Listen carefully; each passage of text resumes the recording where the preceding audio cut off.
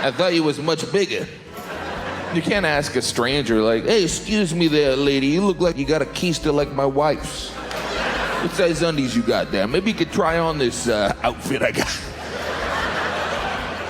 I just wanted it over with. When I was paying, I assumed the awkwardness was over until they handed me my purchase in a bright pink Victoria's Secret bag that I had to carry around the mall the rest of the day. That might as well have just said pervert on the side. Me and my ladies' undies. I like ladies' undies so much I got a bag full of them. Heading into Burger King. Yeah, I'll have a Whopper with cheese and a small fries for the ladies' undies. When I got home, I realized you have to find the right time to give your gift from Victoria's Secret. You can't be like, hey, when you're done changing that diaper, I got another changing poo for you. It's a little gift from me to you that's really for me. Because if you're buying a woman something from Victoria's Secret, it's really a gift for you. It's like, here, I got me this. Thank you. I'm welcome. I'm never going back there again. I was talked into camping. 18 years on the road, I'm not a big camper. I've been spoiled by hotels. Not ungrateful, just spoiled. Camping to me is when room service closes at 10. If it's 10:30, I go, wow, I'm camping. Like that Survivor show, I watch it, it's interesting to watch, but I don't understand it. Because if I wake up in the morning and I have to look in the woods for breakfast, you don't have to vote me off the island. I'm putting out my own torch. Shh, there's one less for the Kutcher tribe. If you keep me now, it's kidnapping. So I was asked to go camping with some friends from college. I'm originally from Massachusetts, and I get a call. John, it's Dave from Boston. We're all going camping. And I got the gun put to my head. You know that gun? Everybody's going, but you're the only one that's not going. Okay, I'll go. So I fly in, and I'm picked up in a Winnebago. You can rent them. They're beautiful. Captain's chairs, TV, okay, camping. We drive up to Maine, which is beautiful. It's also the setting of most of Stephen King's novels. And we're asking directions, and people are saying creepy Maine stuff like, going way up there, huh? Yeah, why? Why? Why is everybody going back in the general store? Some folks never come back. We should have gone to Vegas. Vegas is better. Stay at Caesar's Palace, put a tent in the room. We're camping. I didn't have the right attitude for this. In this drive to Maine, we're not going to Bar Harbor, we're not going to Bangor. 9 hours on the Maine Turnpike. You can't go 9 hours. We're in Russia. We're gonna get out of the car and hear Privetovara, Skardila. We get to the end of Maine near Russia. I have terrible allergies, and I didn't bring my allergy medication, so I took a Benadryl. Benadryl works, but it puts you in a coma. It says may make you drowsy. No drowsy, coma. Drowsy is... I was like this. And we get to the camping area, and okay, we're gonna sleep in the Winnebago. You unpack the grill, you're camping. No, we're leaving the Winnebago, and we're hiking about 5 miles on my vacation. I don't want to leave the Winnebago. In the horror movies, they leave the Winnebago, and the happy chubby one always dies second or third. Yeah. He says something like, who wants a marshmallow?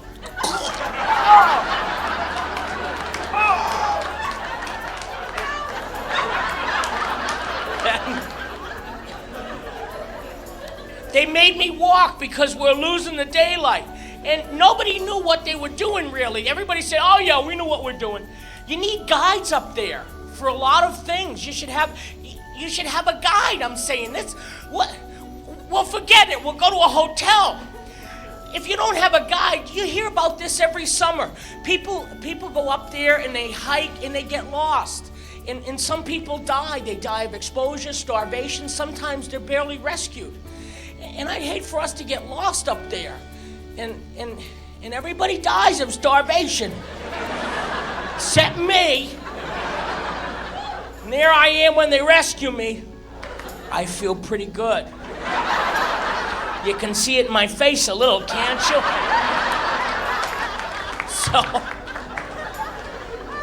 So no, it's gonna be a lot of fun. We'll go on the forced march through the woods in my Benadryl haze so we can camp in tents near a lake because it's a lot of fun. And everybody brought camping stuff. Like, they look like Lewis and Clark. They had like backpacks and they had knives and you had rope, and I got my luggage from the airport and I'm dragging it through the woods. My mood turned dark. I felt like Gollum on his way to Mordor. You don't have any friends. They left you in the woods to die. They took away our Winnebago. That was my precious!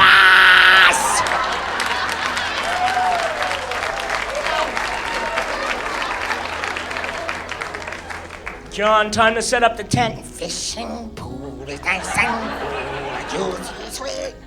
I snapped out of my Gollum, and they told me, they said, if we see bears, don't feed them. First of all, I ain't a squirrel. Come here! Who's gonna claw me to death? Come on! And second of all, we didn't bring that much. He ain't getting anything from me. I'll fight him for the cold cuts. Put down the pastrami, Yogi. Your boo-boo gets it. You can have the coleslaw. That's deli salad. And I'm worried about the bears. They said, don't worry about the bears. We have tents. Whew. He's never going to get in there. How's he going to unzip the tent with his paw? Just see 1,000-pound Kodiak outside my tent going, son of a bitch. How'd he get in there? How was camping, John? I was raped by a bear. I'm here to tell you, Ben was not so gentle. You have to set up a small city when you camp. You gotta set up the tents, you gotta start a fire. They gave me a tent to put up.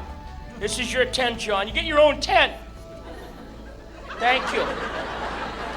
I slept on top of mine. I rolled myself in it. I was exhausted. I woke up in the middle of the night and I had to pee in the woods. There's stuff in the woods. There was a possum. They're creepy. They're like the perverts of the forest. Thing was staring at me like,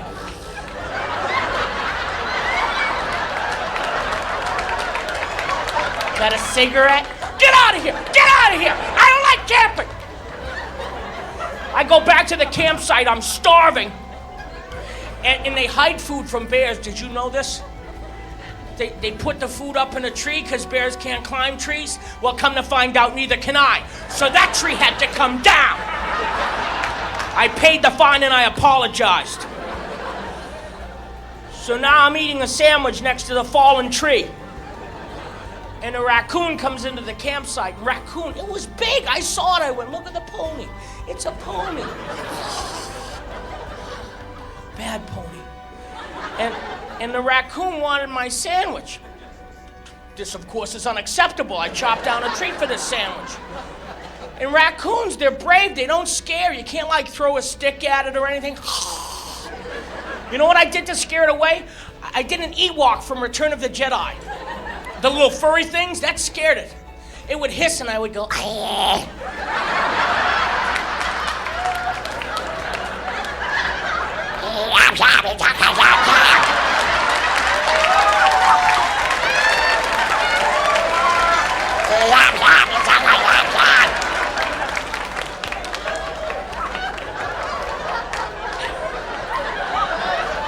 everybody wakes up, sees me, in front of the campfire, and they're looking for the empty tequila bottle. From February 11th through the 14th, save on flowers at Whole Foods Market. Get a 24-stem bunch of roses for just $29.99 with Prime. All of our roses are sourced for good, meaning they help support workers, their communities, and the environment. They aren't just flowers, they're Whole Foods Market flowers, expertly cultivated and picked to have big blooms, vibrant colors, and strong stems. Visit your local Whole Foods Market today in store or online. Terms apply. Chesapeake Regional Healthcare brings leading-edge technology and compassionate care to you with more than 600 physicians,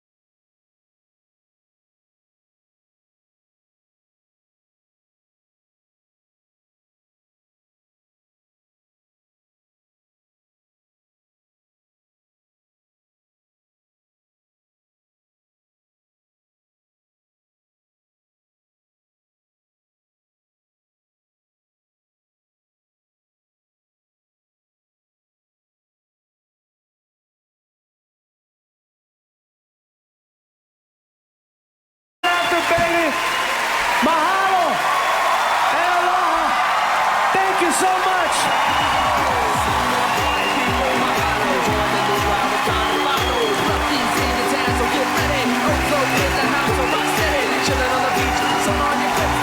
T-shirts all over the place. Slip on, your flip-flops on. Get a ukulele, play the song. So come on, sing along. The wild and too kinda high. I'm not sure, oh yeah, prom. Everybody get this love, come on.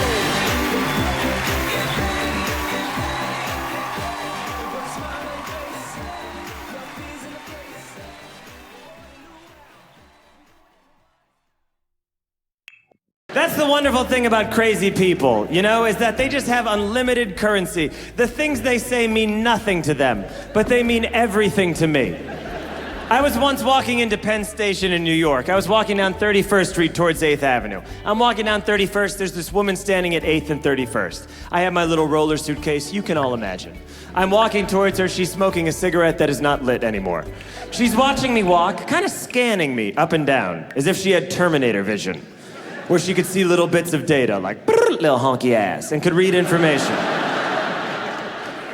As I walked past her, she said this to me. I walked past her, and she said, and I'm quoting, "Eat ass, suck a dick, and sell drugs."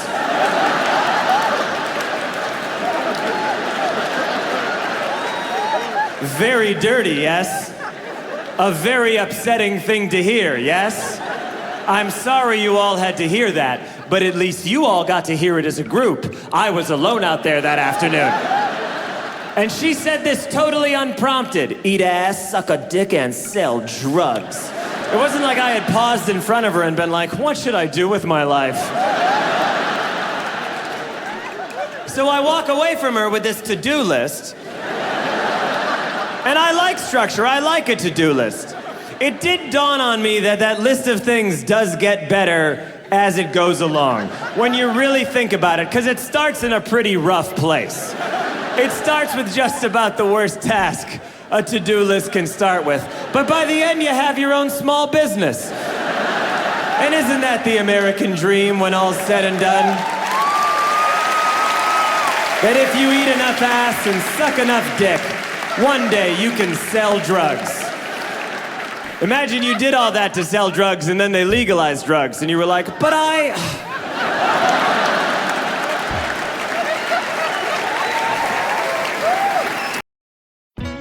Where's your playlist taking you? Down the highway? To the mountains? Or just into daydream mode while you're stuck in traffic? With over 4,000 hotels worldwide, Best Western is there to help you make the most of your getaway, wherever that is. Because the only thing better than a great playlist is a great trip. Life's the trip. Make the most of it at Best Western. Book direct and save at bestwestern.com. You've hidden it from your friends so you can have it all for yourself. It's Crazy Bread from Little Caesars, and you can't get enough. Daydreams of buttery garlic-flavored drizzle distract you at work. The Parmesan sprinkles permeate your subconscious. You have a tattoo of Crazy Bread on your back. It's a secret obsession. If you know, you know. But do you know that right now, with any pizza purchase from Little Caesars, you'll get Crazy Bread for free? Free! If you know, you know, and now you know. Pizza, pizza. Explore new ways to tune into your music with Spotify Premium. Smart Shuffle adds recommendations into your playlist to show you new sounds. Or you can make music a shared experience when you host a jam, where you and your friends can add songs and listen in together. Tap the banner to learn more.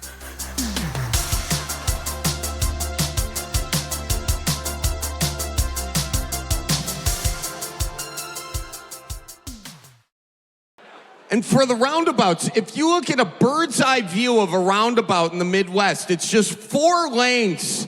And each lane is just stalled because the people at the top of the line are just saying, oh, nope, I insist, after you. Geez Louise, after you. Would you like some rhubarb from my garden or no? And in the middle, it's just a bunch of people from Illinois going, how in the hell do I get to Door County?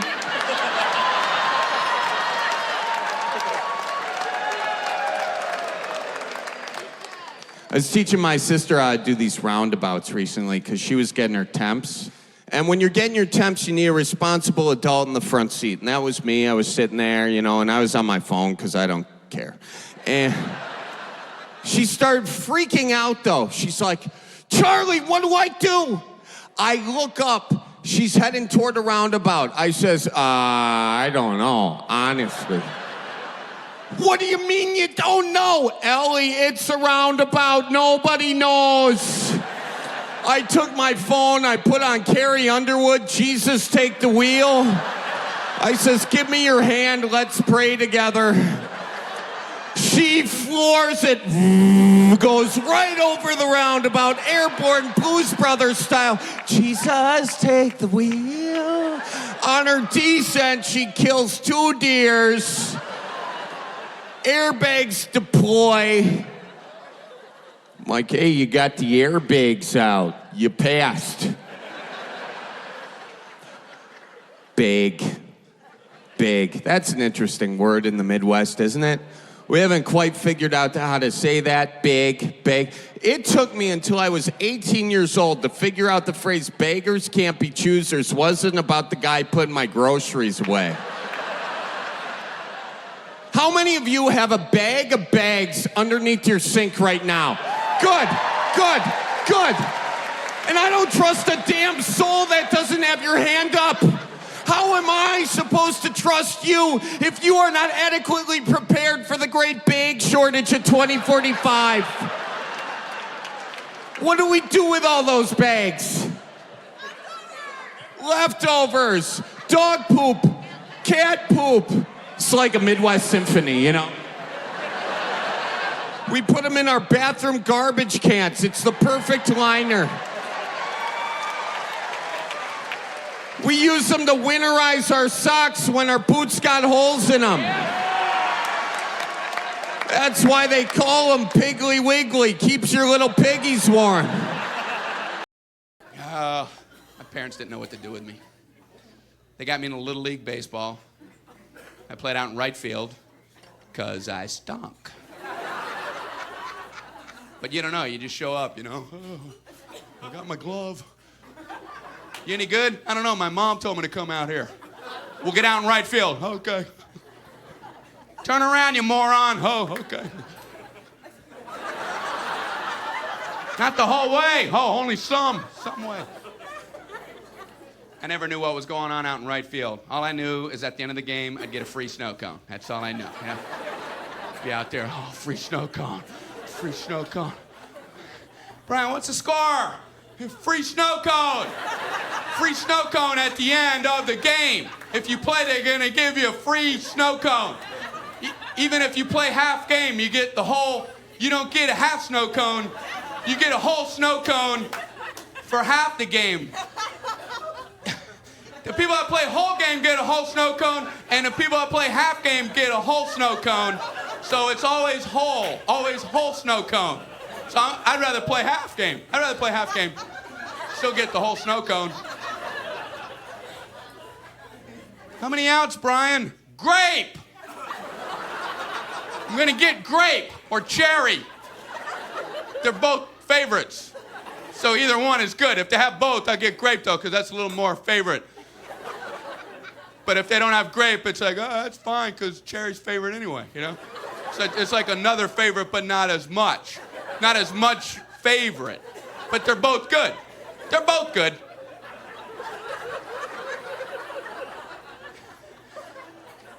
All right, Brian, you just have fun out there. Okay. The second baseman would give me signals to get me involved in the game, you know? He'd like, you know, put his outside fingers up. Okay, Brian, got 2 away. 2 away, Brian. I don't know what he's talking about. Okay. Brian, 2 away. You too.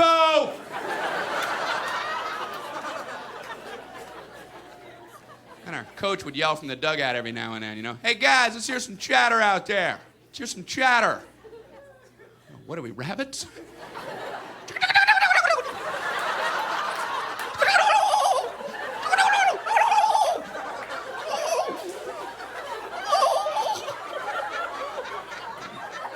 Might as well have been, you know. Shattering is saying, hey, batter, batter, over and over again. I don't think I ever felt like more of an idiot in my whole life.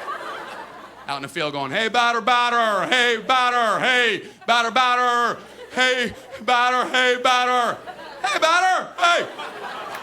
Hey, batter, batter, batter, hey, hey, coach, is there a point to this?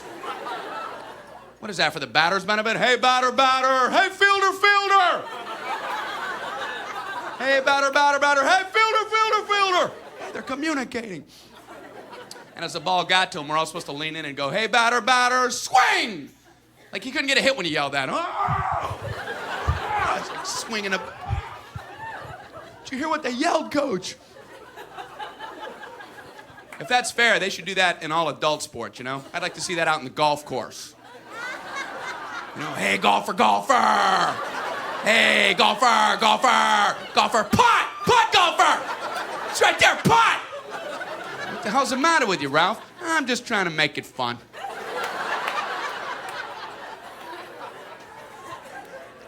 Why do you learn that? Are you supposed to apply that later in life? Hey, lawyer, lawyer! Hey, lawyer, lawyer, lawyer, hey, lawyer! Sue! Sue, lawyer!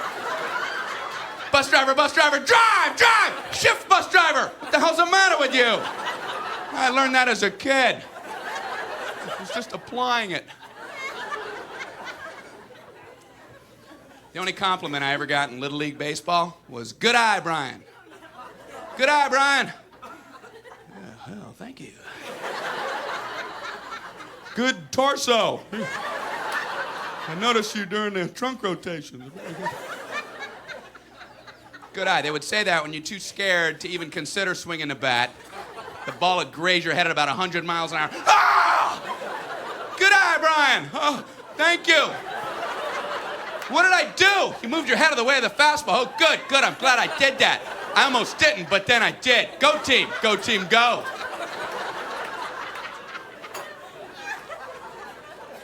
I used to get scared getting up to bat. And what made it worse was the kids out on the field on the other team. I don't even know these kids, and they're all out there yelling, easy out, easy out. Everybody move in, easy out. How do you handle that when you're 9 years old? Hey, they're walking towards me. The outfielders are playing in on the clay. The infielders are going through my pockets, easy out. Easy out. I'm like going, hey, that's my gum.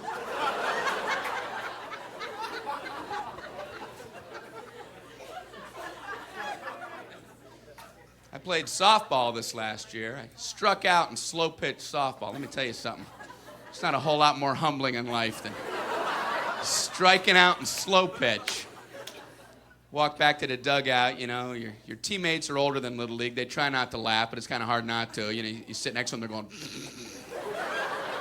what can they say? Wow, he throws a wicked 12-foot arc. It's hard to hit in only 3 tries. Should be a bigger ball. Should be a kickball. We should play 10-strike kickball. You know, that's what we should do.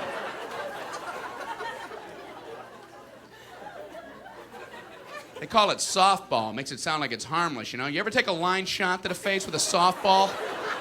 You don't go, hey, that's downy soft. That was like a big ball of cotton. Hey, don't worry about that. That's Blood Light.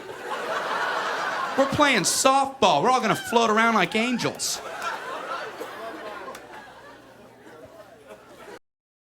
¿Te has preguntado cuán lejos se puede ir en un EV sin recargar la batería?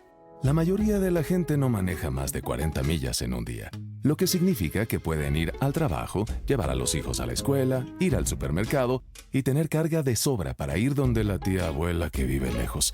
Pero mejor que no se entere. Además, no hay que gastar en gasolina. Entonces, pa'lante en un eléctrico. Encuentra el EV para tu presupuesto en eléctricosparatodos.org. Need better internet? Cox Internet has the fast, reliable speeds you're looking for. Perfect for seamless streaming, gaming, and working from home. And now get Cox 300 Meg Internet with a 2-year plan price lock guarantee, plus equipment included. Oh, yeah. So get your household up to speed. Switch to Cox Internet today. Taxes and fees excluded from price guarantee.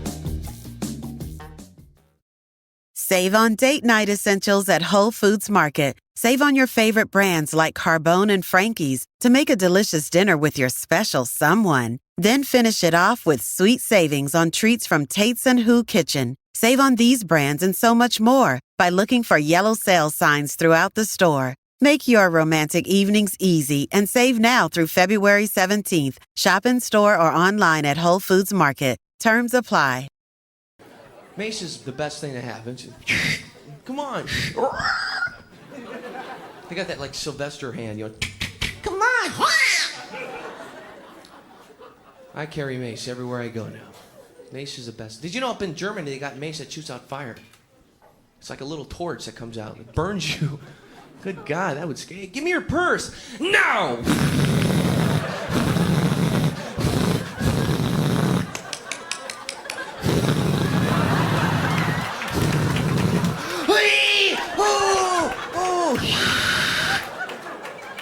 Right there by your huevos. Those scrambled huevos. I think women need to carry the mace. Don't waste your time on those women's self-defense courses. Those are the worst. You ever seen those? No! Hands off! Get away! Scratch. No! And the instructors are really cocky, aren't they? Listen, Jan. Listen, one of these days, you're gonna be walking down a dark alley naked, right? Some guy's gonna walk up to you, hey baby, give me some of that hoochie on your Snoopy or something, right? You're gonna have to go, no! Hands off!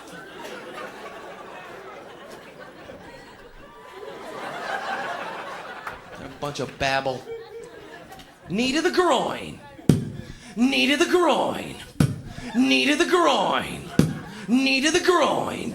Like someone really attacked you like this. Come here!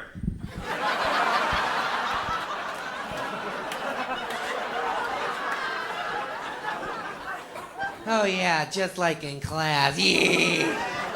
Alright. Or when they hit the padded dummy, the instructor grabs a padded. Come on, girls, right here. No! No! No! Not today. No! Go for your mace. Mace! Zip.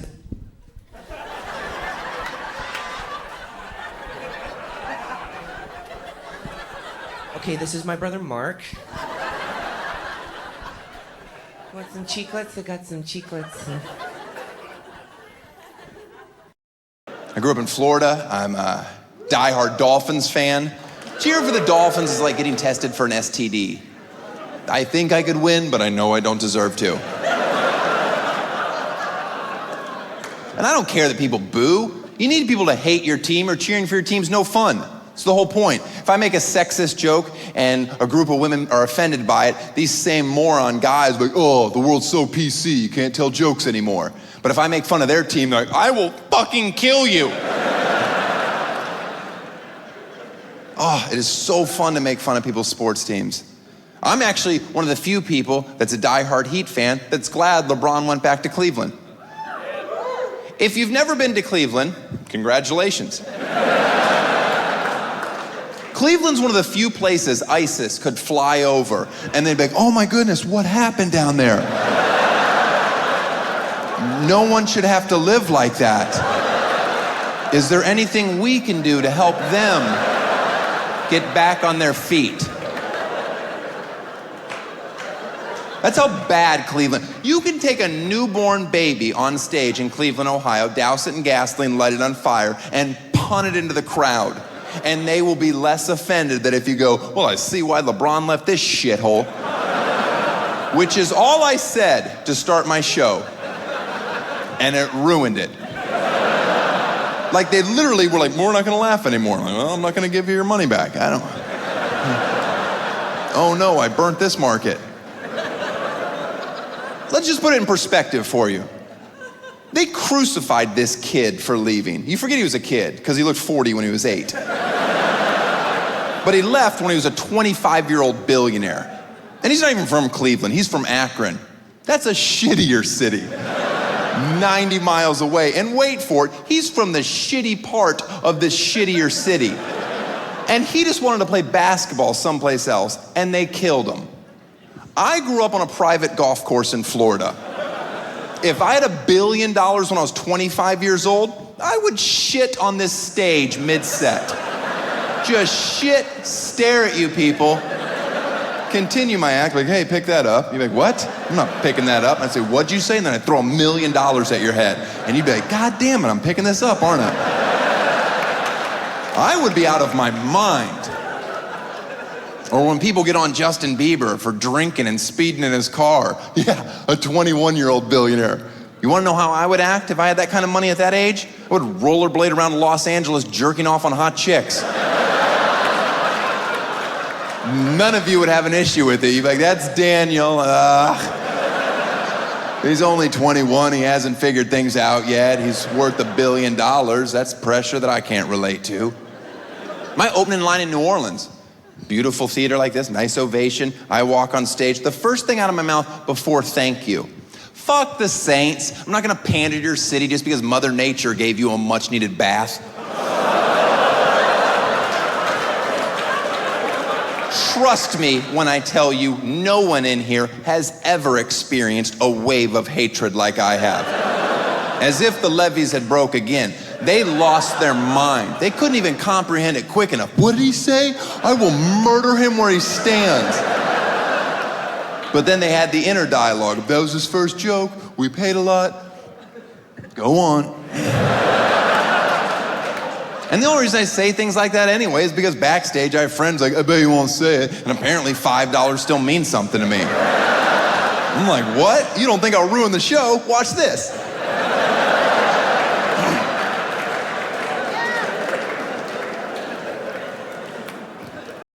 Used to wake up, same old day, dreams on hold, just fade away.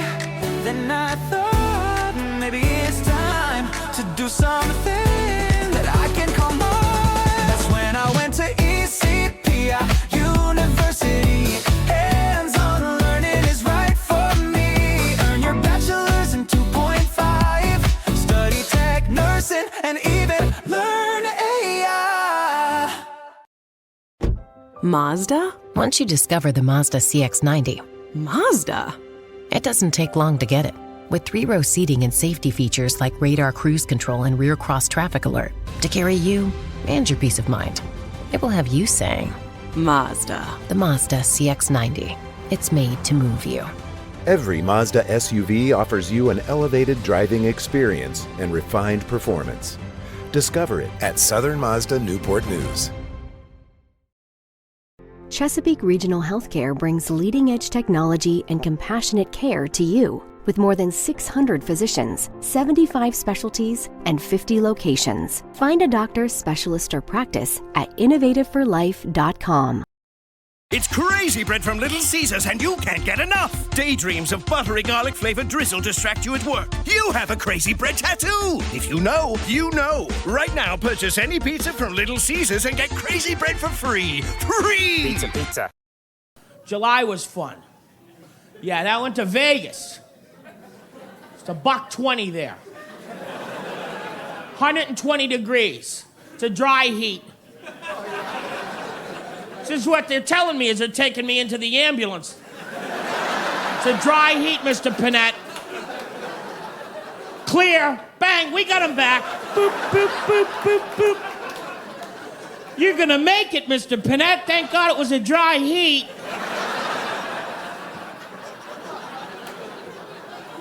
I stay in the casino. Don't get me wrong, I lose a lot, but I get them at the buffets. I mean, $8.95 all you can eat. The house has lost its advantage. I'm at the prime rib counter going, hit me again. Hit me again.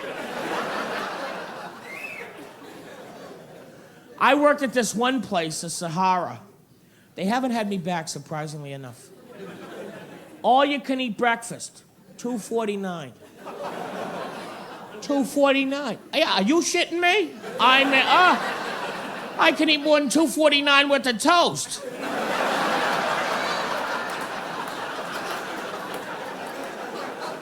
I was there for an hour. They gave me chips to go back and gamble.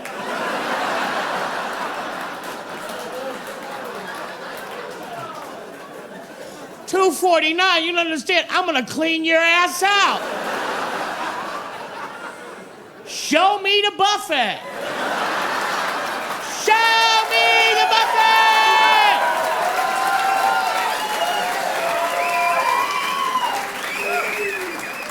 Mr. Panett, you just lost $2,000. Would you like another marker? Show me the buffet. They have some great ones there, too. They have this all-you-can-eat seafood one. Those crab legs, I love those. I put them on my chest, I eat them like an otter.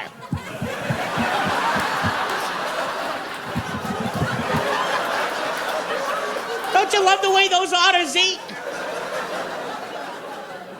They have to, like, open up abalone and clams and shit. They go, give it to me, I'll smash the shit out of it. I'll get it open. I wanted to keep an otter in the bathtub just for that. I can't get this fucking... Give it to me, John. I'll do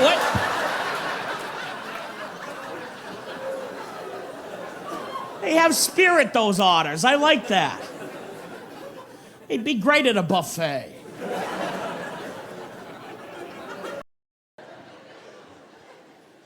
My parents, they also became Christian when I was born. And everybody's still Christian, but I got them when they were the most Christian. I had 80s and 90s Christian parents. Well, that's the most Christian you can ever get of the Christian.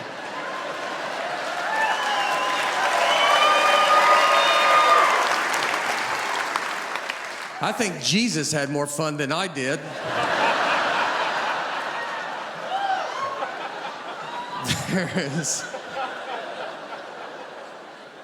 I was not allowed to watch anything. I mean, when they made The Simpsons, it was like, I guess they're just showing R-rated TV shows now. And I'm not complaining about my parents. My parents did a great job. I was just naive a little bit longer than most kids were. I thought everybody told the truth. I didn't know people lied. I trusted everybody. I found a $20 bill on the ground once at Walmart, and I turned it in, and I asked this guy if he dropped it, and he said he did.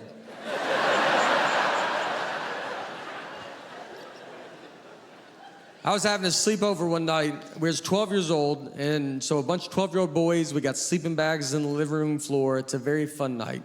At the end of the night, I did not know they were gonna do this, but at the end of the night, they're like, we're gonna watch Friday the 13th. So I stand up in front of them alone, and I say, I don't think I'm allowed to watch this.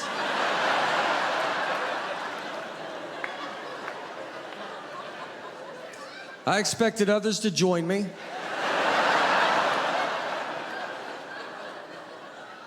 When no one joined, the kid's mom came over to she was just trying to save me the embarrassment. She's trying to be sweet. And she goes, you know what? She goes, maybe just don't tell your parents about it. And I said, that's gonna be pretty hard because I've already called them and they're on their way.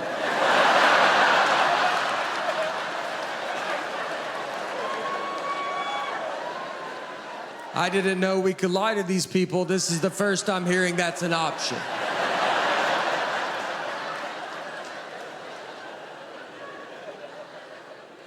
I talked to a lot of people before I got engaged, and I heard this expression about whether or not you should get married. This is an old expression. People say this. They say, why buy the cow when you can get the milk for free? You ever heard that before? It's a bananas insulting expression to an entire gender. But also, it makes no sense. Why buy the cow when you can get the milk for free? You're not allowed to milk a cow that you don't own. That's not even a situation. Was that a problem at one point? Like in the dairy community? Was that happening like 100 years ago in some village? Some Dutch prick was sneaking in at night being like, ah ha ha, I take your milk. And the farmer was like, well, then this is your cow now. And he was like, no proof of purchase. And he ran off into the night. That sounded Dutch, right? You know what that expression means? It means, why would you marry a woman if she's already having sex with you? which has nothing to do with what relationships are even like anymore. Now it's like, why buy the cow, question mark? Maybe because every day the cow asks you when you're gonna buy it, and you live in a really small apartment with the cow, so you can't avoid that question at all. And also the cow is way better at arguing than you are, and the cow grew up in a family that knows how to argue. Why buy the cow, question mark? Maybe because every time another cow gets bought, you have to go to the sale, and you have to sit next to your cow at the sale, and your cow looks over at you the entire time like, and does not enjoy the sale at all. Even though she's the one that wanted to go to the sale. And she's especially mad because that farmer and cow met like 8 months after you guys met. Why buy the cow? Well, let's be real here. You're very lucky to have the cow that you do have. Roping in cows and getting milk out of them was never anything you were known for, John. By the most liberal of estimates, there have been about 8 cows total, several unmilked, and a lot of people think that you like bulls, and if you just they assume it. When you search your name, the third thing to come up is like John Mulaney bull, question mark? And if you just bought the cow, nobody would say that anymore. They'll still say it. Because there are those guys who they buy a cow and then on the side, total matador. But for real, Chicago, why buy the cow? Let's be real. Why buy the cow? Because you love her. You really do. And yeah, sure, she's a bossy little Jew, but she takes care of you, and you don't want to be some old man stumbling around like, hey, you seen any loose milk?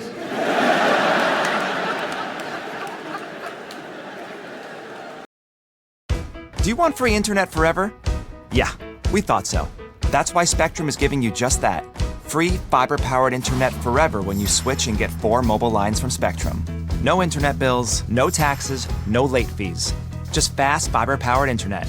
Call 833-901-0178 to find out how. But hurry, this deal won't last forever. Once more, 833-901-0178. Or visit spectrum.com/free forever to learn more. Surf's up, shrimp fans, because Zaxby's Southern Fried Shrimp is back. And we're not just talking about any old shrimp. These are battered and fried to golden perfection for that iconic Zaxby's flavor you know and love. Get them in a Zaxby's box with our famous fingers, fries, toast, and a drink, or as a side to dip in any of our 12 sauces. You can even toss them on top of a Zensation salad. Get them while you can, because like the tide, they won't stick around forever. Zaxby's Southern Fried Shrimp, available now for a limited time. Who's got the sauce? Zaxby's. Mazda? Once you discover the Mazda CX-30, Mazda? It doesn't take long to get it. With standard all-wheel drive plus an available turbo engine, it feels like it was designed just for you. It will have you saying, Mazda. The Mazda CX-30. It's made to move you. Every Mazda SUV offers you an elevated driving experience and refined performance. Discover it at Southern Mazda Newport News. And it is time now for the Craigslist kicker. Got a Packers Davenport. Smells like beers, hence the price. No low balls. We got a duck telephone. Use this to call your hens. Use it as an urn or flask. Your call. Leather badger jacket. My cousin's great uncle died in this. Who in their right mind would go buy this sucker? It smells like an untimely death. Yeah, how you doing? We're gonna auction it off right now, and all the proceeds are going to the Near West Side here in Milwaukee, go to the Boys and Girls Club of Milwaukee, the Wisconsin Ukrainians, of CVI, that Center for Veterans Issues. Who wants this sucker? $25, $70, $70. Wow, you just outbid yourself. I appreciate you for doing. That's the most Midwest nice thing I ever seen. $700. $150. What are we doing? Playing the prices right? Do you not get the game? No, I'll take credit card. In fact, I take cash. check, credit card, first child, okay, whatever you want. Don't come at me with the second child, though. I know they're worthless. It's technically a federal offense to do an auction without an auctioneer's license, but, you know, these days you gotta offend someone. 500 right back there, and I will match it. 1,700. I don't know what you've been drinking today, but it's working for you. You know, they should really serve more booze in church. They get more money. 5,000? Oh, jeez Louise. I'm gonna have to take a second job at the taxidermist. Sold $10.50 right there. Sold $2,000. Sold $10,000. Sir, where do you work? Could I get a job at your organization? I'm gonna need it. Sold $1,400. Come on up here. Oh, you're just gonna stay right there. That's good. Here, I'll throw this to you. Pass it back. Holy smokes, that's what you get for selling old fashions at your show. I don't know. I'd be a lot better off if I would have studied more when I was growing up, you know? But you know where it all went wrong was the day they started the spelling bee. Because up until that day I was an idiot, but nobody else knew, you know? And the spelling bee day, you know, popped up. All right, kids, up against a wall. It's time for public humiliation. Spell a word wrong, sit down in front of your friends. You know, that's great for little egos. Hey, look at me, I'm a moron. I wasn't even close. I was using numbers and stuff. That's why I admired that kid who spelled it wrong on purpose so he could sit down, you know? He knew he wasn't gonna win, so why stand there for 3 hours? First round, cat, K-A-T, I'm out of here. Then as he passed you, I know there's 2 T's. I remember my teacher asked me, Brian, what's the I before E rule? I before E, always. What are you, an idiot, Brian? Well, apparently. So she explains it, no, Brian, it's I before E, except after C, and when sounding like A, as a neighboring way, and on weekends and holidays, and all throughout May, and you'll always be wrong, no matter what you say. That's a hard rule. That's a rough rule. Plurals were hard, too. Brian, how do you make a word a plural? Oh, you put a S. You put a S at the end of it. When? On weekends and holidays. No, Brian, no, let me show you. So she asked this kid who knew everything, Erwin, what is he plural for ox? Oxen. The farmer used his oxen. Brian, what? Brian, what's the plural for box? Boxing. I bought 2 boxing of donuts. No, Brian, no. Let's try another one. Erwin, what is he plural for goose? Geese. I saw a flock of geese. Brian, what? Brian, what's the plural for moose? Moosin'. I saw a flock of moosin'. There are many of them, much moosin'. Out in the woods, in the woodsin'. The meat's wanting the food. Food is to eatin', is it? The meat's wanting the food and in the wooding in, is it? And the food in the wooding, is it? Brian, you're an imbecile.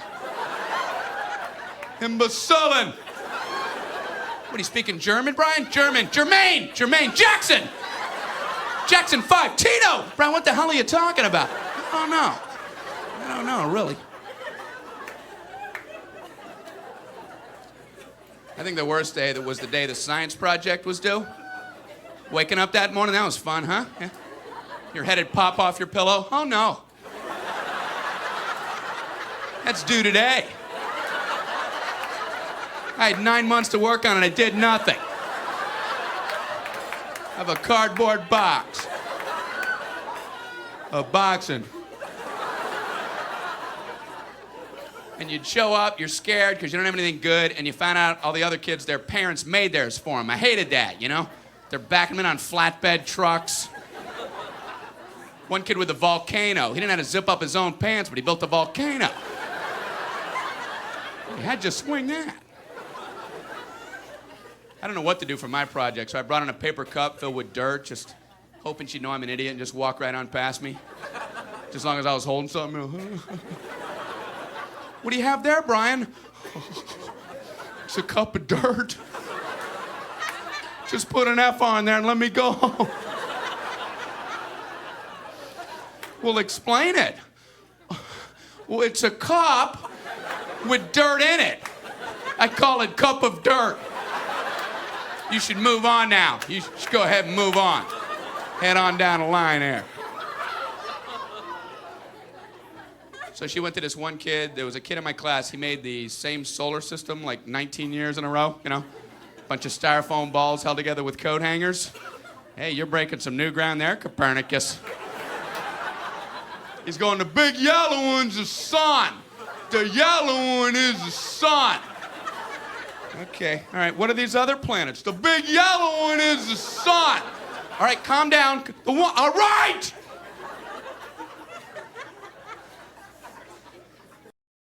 At Cox, your internet and mobile price won't change for 5 years. That's 5 New Year celebrations, 5 Valentine's Days, 5 4th of Julys, 5 Halloweens, 5 Thanksgivings, and 5 summers that go by too fast. Through it all, your price stays the same with our 5-year price lock guarantee. Cox, a step ahead. Requires 2 gig speeds and gig unlimited mobile. Taxes and fees excluded from price lock. Mobile data speeds reduced after 20 gigs. I'm Congresswoman Jen Kiggins. I wanted to highlight how my office can help you navigate the federal government and its services. Whether you need a passport, or having issues with the IRS, or having trouble with the VA, my office stands ready to assist you. Please reach out at 757-364-7650 or visit kiggins.house.gov. It's an honor to be your representative in Virginia's 2nd District. Paid for by official funds authorized by the House of Representatives. From big game bites to sideline sips, get everything you need for a watch party victory at Whole Foods Market. Find yellow sales signs all over the store, from the chip aisle with salty snacks from Kettle in late July down to the meat department, where their no antibiotics ever fresh sausages are made in-house. And gear up with effortless, ready-to-heat wings and fresh guacamole from the prepared foods department. Instant touchdown. Fuel your game day with big flavors from Whole Foods Market. I don't know, it was really fun to watch. You ever watch the Telemundo soap operas? You ever seen those? Those are Telemundo Internacional. You read clicking? I mean, it's hilarious. I mean, Telemundo, you see those highlights of Menudo.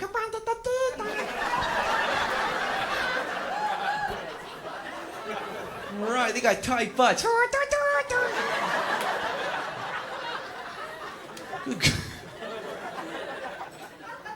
I mean, my parents watch Telemundo all the time, but I mean, I can't even understand them. I mean, they talk so fast, you know. Dita manito de seda manito de corta nanita de seda manito de corta nanita.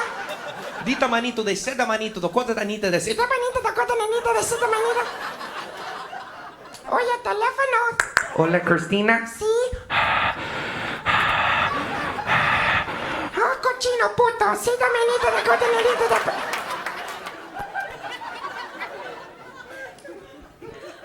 Telemundo. I think I do every Telemundo soap opera. You guys seen the soap operas? Those are because the women are very beautiful and they never cry. It's always the men who cry. They got that Telemundo kind of Maria. Maria. Oh, ay ay ay. Oh, ay ay ay. Maria. Maria.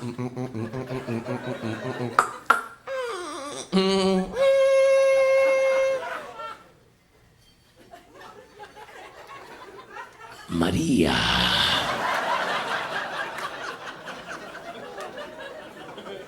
Fernando, mi amigo.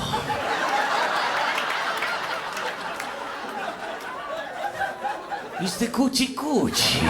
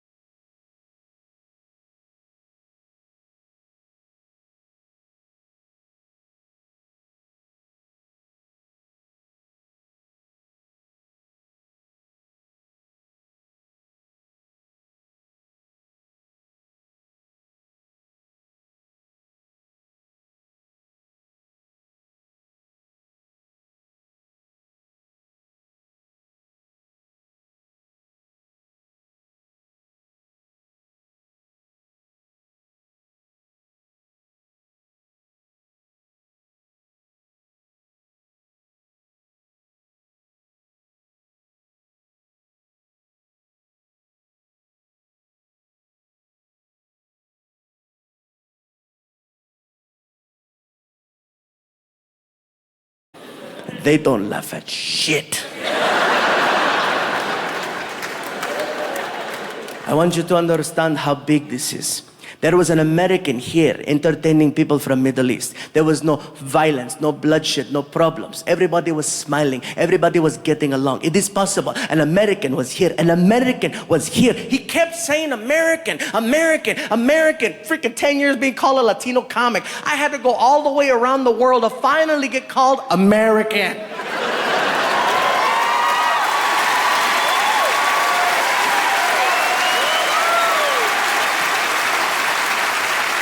I was excited. I was like, say it again, American. Ah! And then I had the most surreal conversation I have ever had with the person.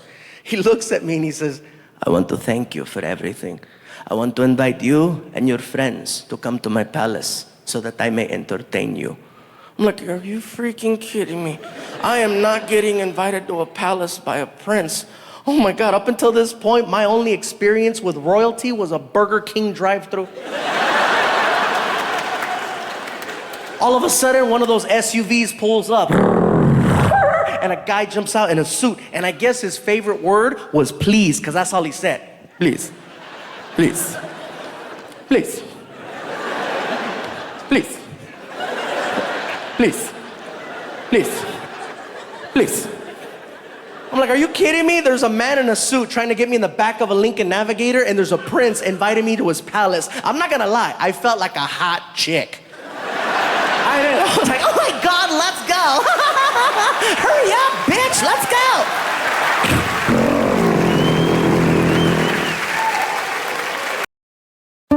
Indeed presents hires you can't afford to get wrong, like an estate planner. Per the contents of the will, all assets go to, what does that say? Ragu tataya yaminayat.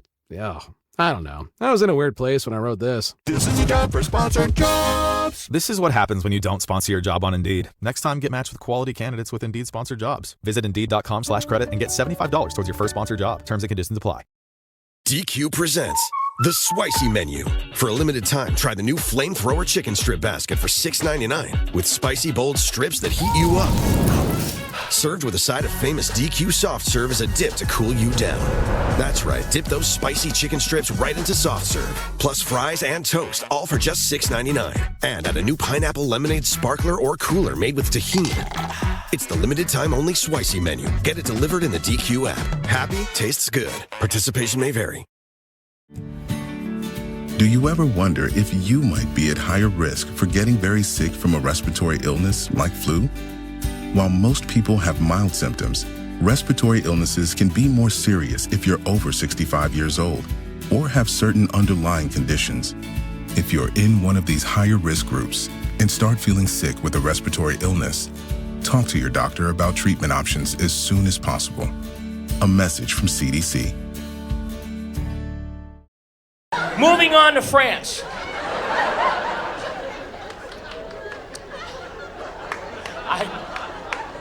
I worked in France about 5 years ago. I was there for 2 months. I did a movie, and I enjoyed France. You know, not everybody was all warm and fuzzy. Panette is actually a French name.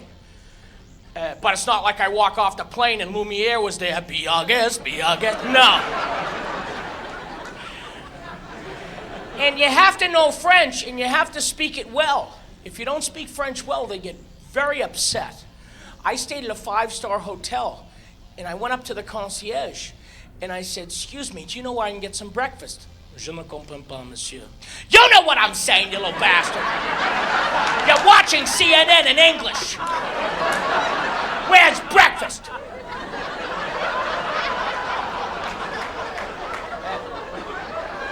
You know, in France, they don't really do breakfast.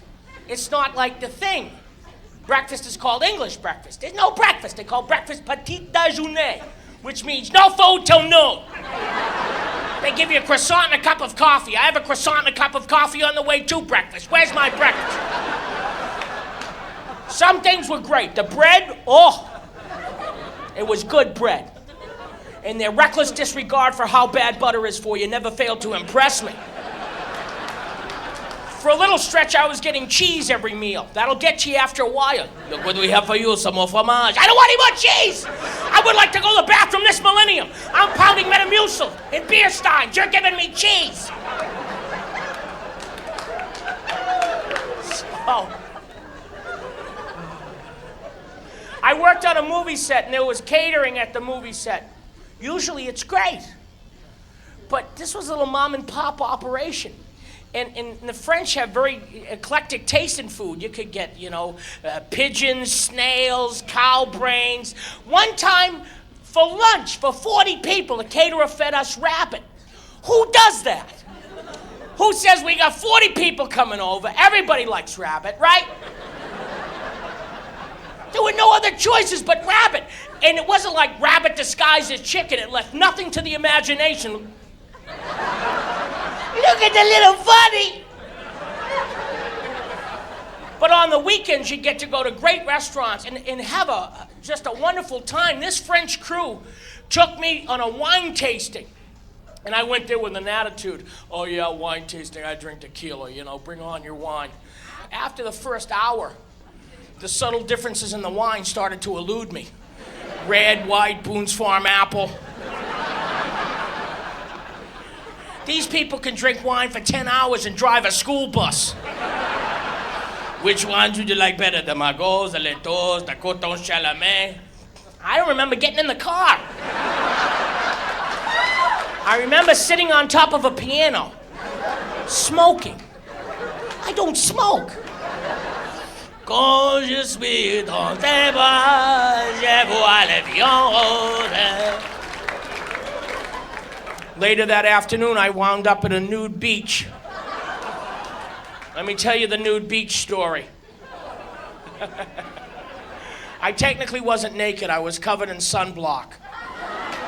It was that sunblock 50, and it doesn't rub in, so I look like a car that hadn't been buffed out.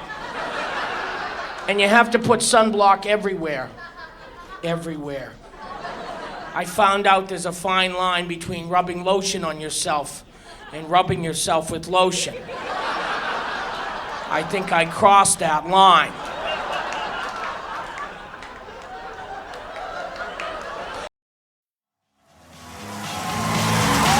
Thank you. Wow. Wow. Sorry. Thank you. Thank you. Thank you. All right. It's, I'll be honest with you, I don't think the show's gonna be as good as that. Like, I think I will let you guys down. Thank you guys so much. That was unbelievable. You guys are great.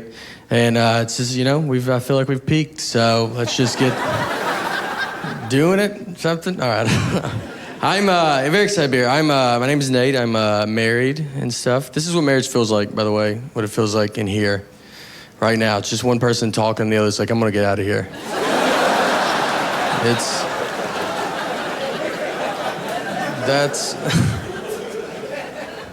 I'm from Nashville, and me and my wife, we were in Nashville last summer, and we went out on the lake with some of our friends, and we were like floating around the water, and there was a guy in a boat like right next to us, and my wife was like, oh, that's my ex-boyfriend in that boat. Now, I didn't know who he was, so she didn't have to say that at all, She was just basically like, you having fun? Because I like to put a stop to that. And make you stare at this guy the rest of the day. So I'm like staring at him, and then I look at my wife, and she's staring at him, and I feel like she's staring at him to see what her life would be like if she didn't marry me. So I started staring at him because I was like, I'm gonna see what my life would be like if I didn't marry her, And we were putting so much pressure on this guy, and we stared at him for a while. He did nothing exciting at all. And, we looked back at each other and just realized, you know what, we don't have a boat. That's the only difference. My friends were like, you should have went and tried to fight him. Why didn't you go fight him? And I was like, well, I would have had to swim over to that fight. So I don't know how intimidating that is for a guy to see a head in a life jacket floating his way. And then I gotta get in the boat, Like, have you ever tried to climb into a boat from water? It's not aggressive. It takes an hour if no one is in the boat. Like, if he's in there, I'm never gonna get in. I would need his help. I'd be like, could you help me into this boat? I can't tell you why, but I really need in this boat.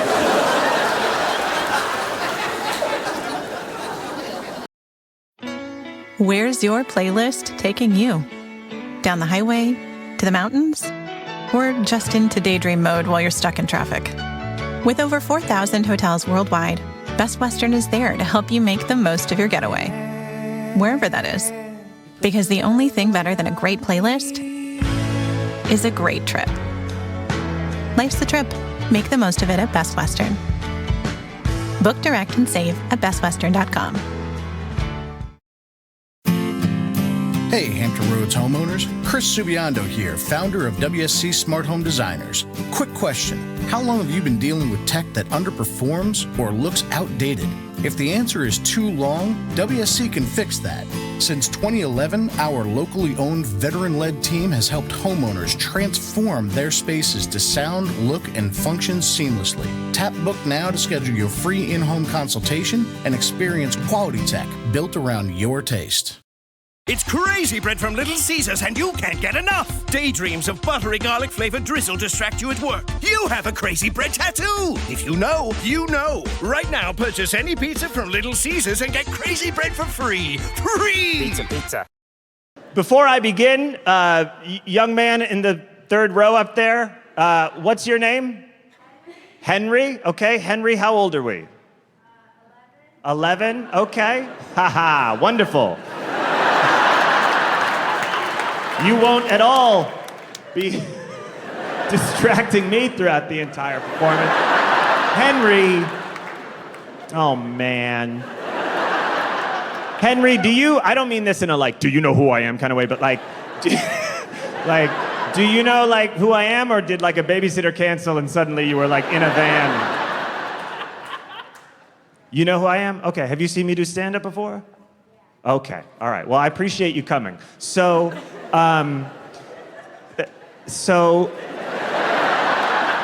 the things that I talk about tonight that I did recently.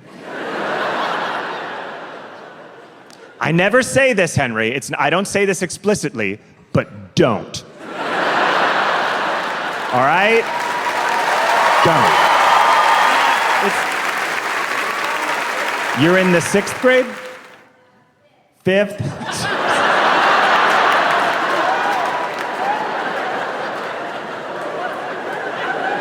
All right.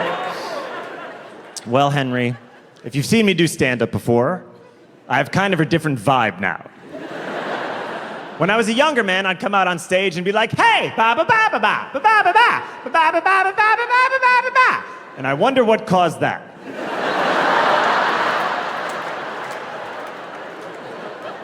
Well, those days are over. That's nice.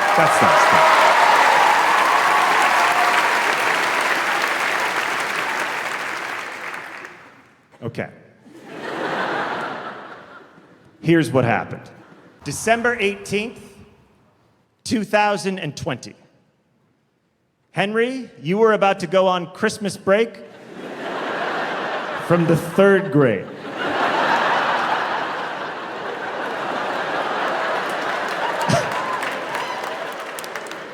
I, meanwhile, was loose in New York City, not doing well, feral. That night, December 18th, 2020, I was invited over to my friend's apartment for dinner. Exciting, right? No. When I got there, it was a trick. There was no dinner. It was an intervention for me. Interventions for me are my least favorite kind of intervention. When I walked into my intervention, I knew immediately that it was an intervention. Do you know how bad of a drug problem you have to have if when you open a door and see people gathered, your first and immediate thought is probably an intervention about my drug problem? There's no other reason people would be behind a door. This was my thought process walking into my intervention that night. Going to dinner with a friend from college. Going to dinner with a friend from college. Going to dinner with a friend from college. What's Seth Meyers doing here? Fuck!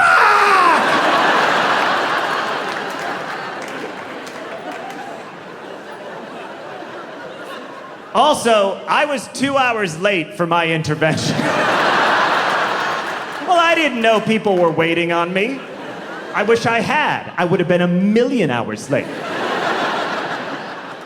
I was 2 hours late, so when I got there, everyone was madder at me. They were like, and you're late.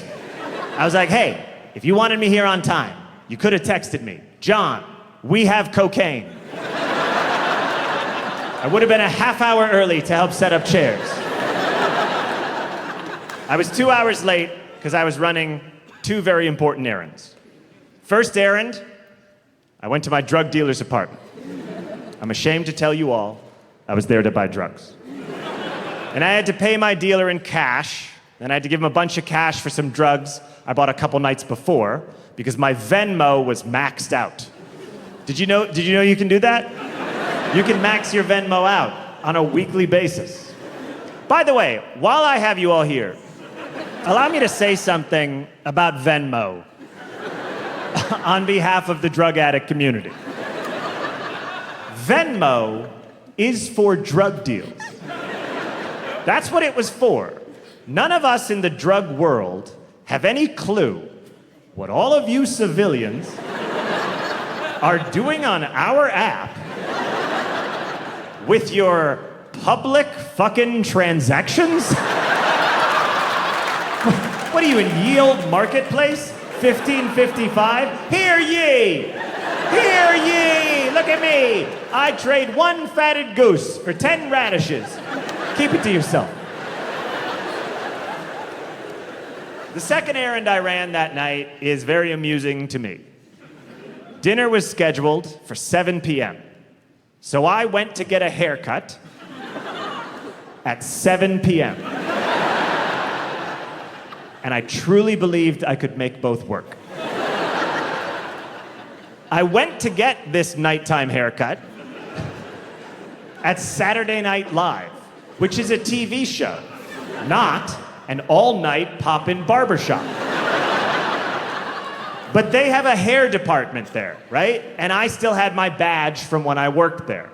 So, at 7 p.m., coked out of my mind, I went up to the 8th floor of 30 Rockefeller Center, walked into the Emmy Award-winning hair department, and I said, "Hey, can I have a haircut?" And they said, "Oh, John, you're not hosting this week." And I said, "Hey, can I have a haircut?" And you know that thing of when a junkie walks into your office and asks for a haircut, and you're like, it'd be faster to cut the hair? That's what happened.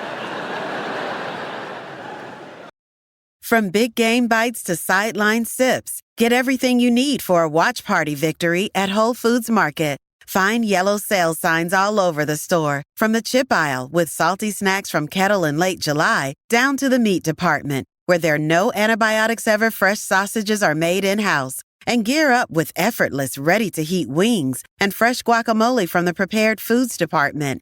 Instant touchdown. Fuel your game day with big flavors from Whole Foods Market. You can swirl it, you can sip it, but the best way is to share it. Hey y'all, I'm Deanna, a team member at my local Chick-fil-A. And a little thing I love about the Chick-fil-A chicken sandwich and new frosted sodas and floats is how well they go together. You get that bold flavor of the Coke mixed with the smooth deliciousness of the vanilla ice cream. You have a juicy filet and a smooth, creamy float. It's an awesome pairing. Order a Chick-fil-A chicken sandwich and a new frosted soda and float at your local Chick-fil-A restaurant. Real team member paid for their testimonial. Play the music the moment is calling for, whether it's turning up the party or winding down to relax in the evening. Curate the day's soundtrack with ad-free music listening and offline downloads on Spotify Premium. Tap the banner to learn more.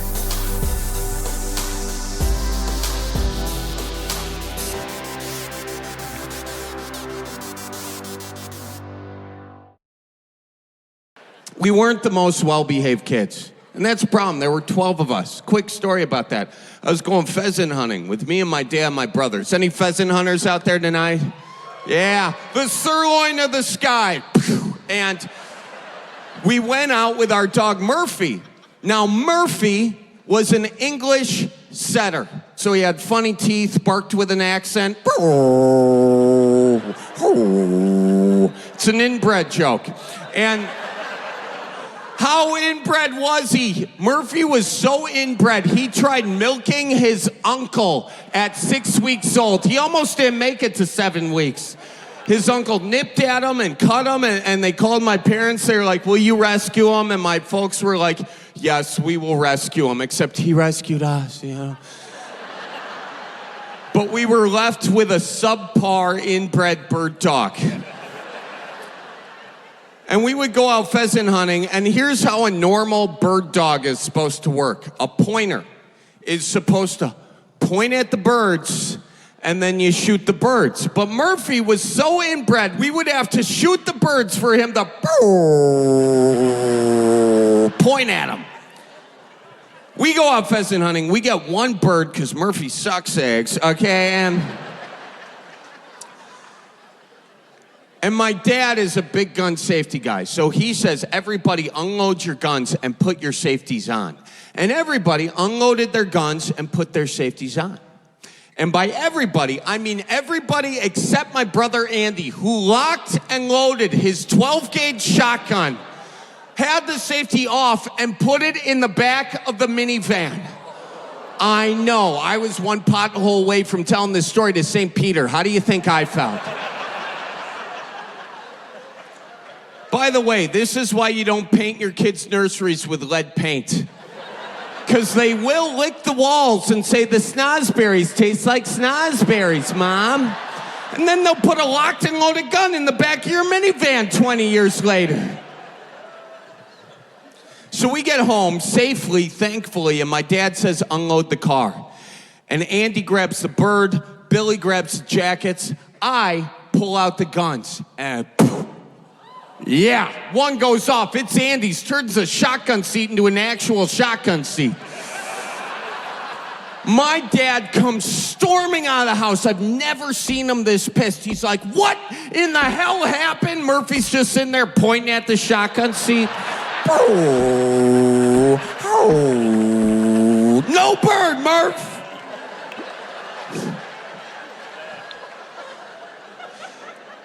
And my dad was so mad. He said, you just bought yourself a minivan. And I was like, but Dad, it was Andy. Except I was literally holding a smoking gun. And the worst part is he sold it to me at the Kelley Blue Book level marked excellent. Yeah, apparently there was no box to check for Has Minor shotgun blast on the interior. Who knows, man? I lived in New York City for a while before I came out here. My apartment was really small in New York. I had a goldfish and I had to keep him in a shot glass. No, it's okay, a little pebble in there for scenery, so. He liked that. He was like, yeah, this is just like the ocean. I like to watch when he tried to turn around there. Filtering system, I take a straw. It's like a jacuzzi room. Oh, yeah. I think people are unfair to their pets, you know? Like putting a pet bird in a cage. That's pretty nice, huh? Get in there, Clank, shut up. I'll be making the decisions. I was wondering what a bird's thinking standing in a cage. Hey, thank you. Hey, I've been blessed with the gift of flight. Appreciate the environment. I know how to fly. I'm standing on a stick. Hey, I've already read these newspapers. In fact, I've whited out some typos.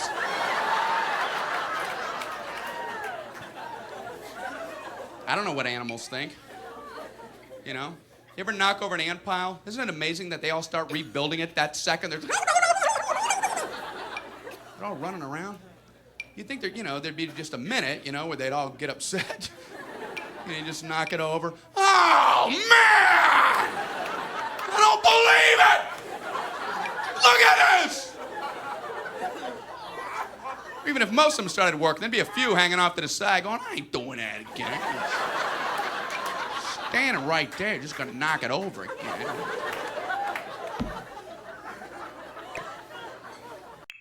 I wish I could be a singer, man. If I was, I'd probably start off in Las Vegas. Who's been in Las Vegas? Come on. Woo! There were 2 weeks. They got the cheesiest lounge acts, don't they? I heat up.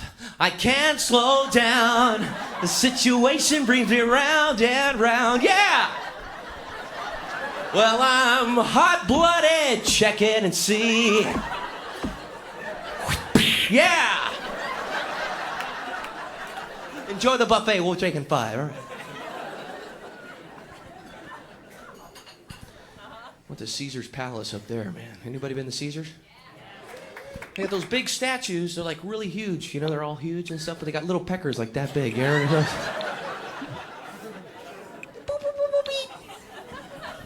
the statues look mean. I'm Hercules. I am Zeus. My little pee-pee, my little nut right there. My little... Pigeon can't even land on that. You know what I'm talking about? I can't do it.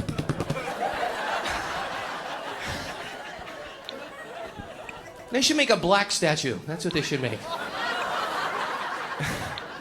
Come on, give the brothers a shot. What's up? People, you going to the casino? Let's go. Oh, what the hell is that thing? Yeah.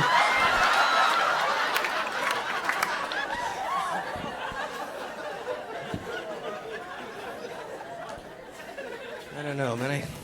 I go Las Vegas. I go there. For some reason, I get really horny. When I go, I'm horny. And sometimes they got these shows where the guys dress up in drag. You notice that? Like La Cage show. They look like women, but they're guys, and they still dress in drag when they leave the place. So you're trying to pick, hey, what's going on? What's up? I'm Pablo. Hey, man, what the hell are you looking at? I don't know, a chick with nuts. I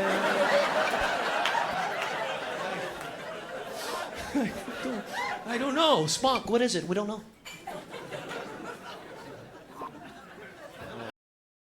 Taxes was feeling so stuck. Sitting in traffic, squeezing into a parking spot, all to squeeze in getting tax help during your lunch break. Now Taxes is a TurboTax expert who does your taxes for you, while you go about your day getting real-time notifications about their progress and the most money back guaranteed. Now this is Taxes. Intuit TurboTax. See guaranteed details at turbotax.com/guarantees. Only available with TurboTax experts. Real-time updates only in iOS mobile app. Some things just don't go together, like toothpaste and orange juice. Ugh. Or robots and bubble baths. Or a string quartet and bagpipes. But one of the worst combinations is cannabis and driving, because delayed reactions are dangerous, and high driving can lead to high penalties, like heavy fines and even jail time. So plan ahead or call a ride, because cannabis and driving is a bad combination. From the Virginia Cannabis Control Authority. The other day I got a Cinnabon. Do you know what a Cinnabon is? Let me explain Cinnabons to those of you with self-respect who just walk right by shit like that and have no idea what dudes like me are eating. Because the line at Cinnabon is not a varied group of people. It's not all kinds of folks trying out a Cinnabon. It's not like there's a skinny Chinese girl and then a little dude. It's just... And no one's happy on the Cinnabon line. No one's like, I love these, I can't wait. No one's excited to get one. It's all dudes like me or fatter standing like, oh, fuck, I'm getting a Cinnabon. Oh, shit. I gotta cancel all that shit I was gonna do too, because this is gonna be... Here's what a Cinnabon is, let me explain it to you. It's a 6-foot-high cinnamon swirl cake made for one sad fat man. Even if you have a vagina, you're a man if you're eating a Cinnabon. In that moment, you're a man. It's a sticky, hot bun, and it comes with a little tub of jizzy hot syrup. It's hot cum. There's no way that's not hot cum. How is that not hot cum? They should call it a fat faggot treat, just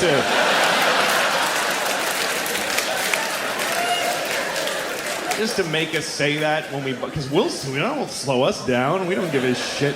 Yeah, give me a fat faggot treat, please. Yeah, with a hot cum. Dude, I don't care. What do you think, I have integrity? I'm buying a Cinnabon right now. I'm buying a Cinnabon at the airport that I arrived at.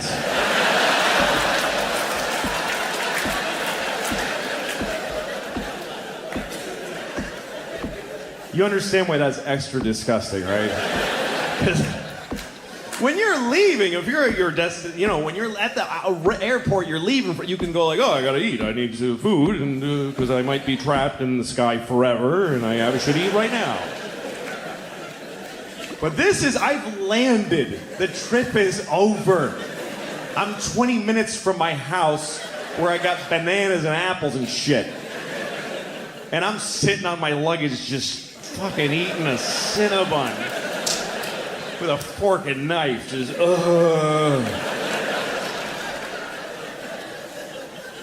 It was a shitty one too. It was old. The dude at the thing, he was about to take it in and close, and I was like, no, give me that now. And he didn't want to sell to me. He's like, this is very old. Please don't buy. Don't buy it. It's too old. I was like, dude, I'm eating that. That's what's gonna happen next. You decide if we're gonna be in the paper tomorrow, but that shit's going in my face.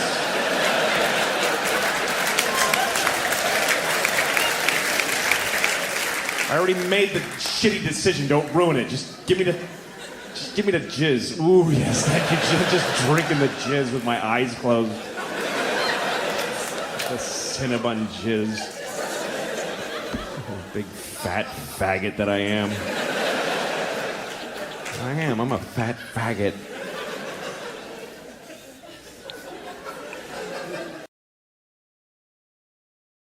August was a bad month. Oh, first of all, August was the month that they recalled all that meat. Did you see this? I hope you know about this, because this is important. I'm watching CNN, I hear they're recalling all the meat. No! I went to Burger King just to check. I've heard a silly rumor. Could I have a double Whopper, please? They said, we have no meat. Well, my arm went numb. I'm calling up neighbors. We have to pool our meat. Bring it over to my house. I have the walk-in freezer. I'll ration it out according to weight.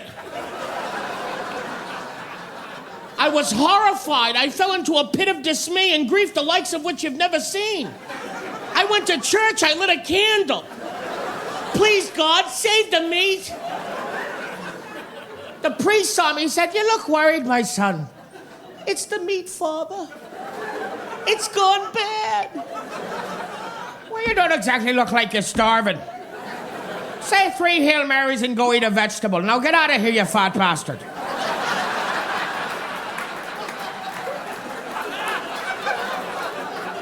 At first, I was horrified about this meat thing. And then my horror, of course, switched to anger. And who fucked up the meat?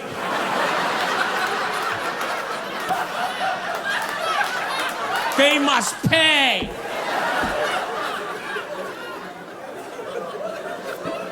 Because that was 25 million pounds of meat. I could have made a nice chili. You know where this bad meat thing happened? Nebraska. Now, Nebraska, you think, oh, fields of corn and nice people and good football games, and they fucked up the meat is what happened.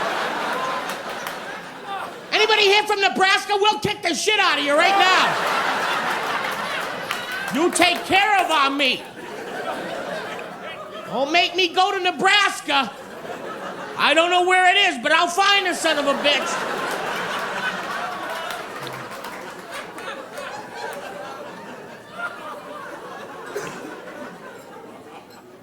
So that horrified. Plus August, most of my bookings were in Florida. The ideal place to be in August. I don't do well in the heat. You wouldn't think, but I don't do well. I don't. At home, I have an air conditioning. Oh, I have backup units.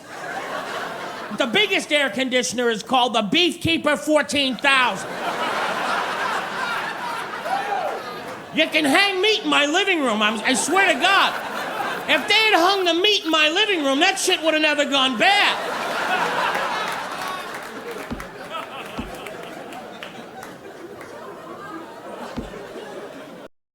Celebrate your special someone at Whole Foods Market with the ingredient standards they deserve. Get baked treats with no bleached or bromated flour and no FD&C synthetic dyes like Red No. 3. Find yellow sale signs and make the night sizzle with savings on caviar, New York strip steak, and more. Don't forget to find the perfect bouquet and those romantic chocolate-dipped strawberries. Taste the love all month at Whole Foods Market. Hey, Hampton Roads homeowners. Chris Subiando here, founder of WSC Smart Home Designers. Quick question. How long have you been dealing with tech that underperforms or looks outdated? If the answer is too long, WSC can fix that. Since 2011, our locally owned veteran-led team has helped homeowners transform their spaces to sound, look, and function seamlessly. Tap Book now to schedule your free in-home consultation and experience quality tech built around your taste. We've all been there. You hold on to a coupon but forget about it, and suddenly it's expired. Expired in 2012. Dang it. Fortunately, by switching to Geico, you could save about $900 on car insurance without ever touching a coupon. It feels good to save big. It feels good to Geico.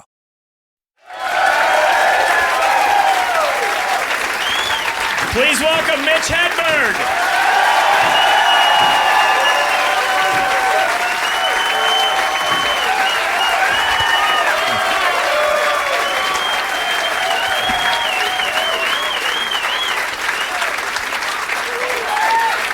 Thank you.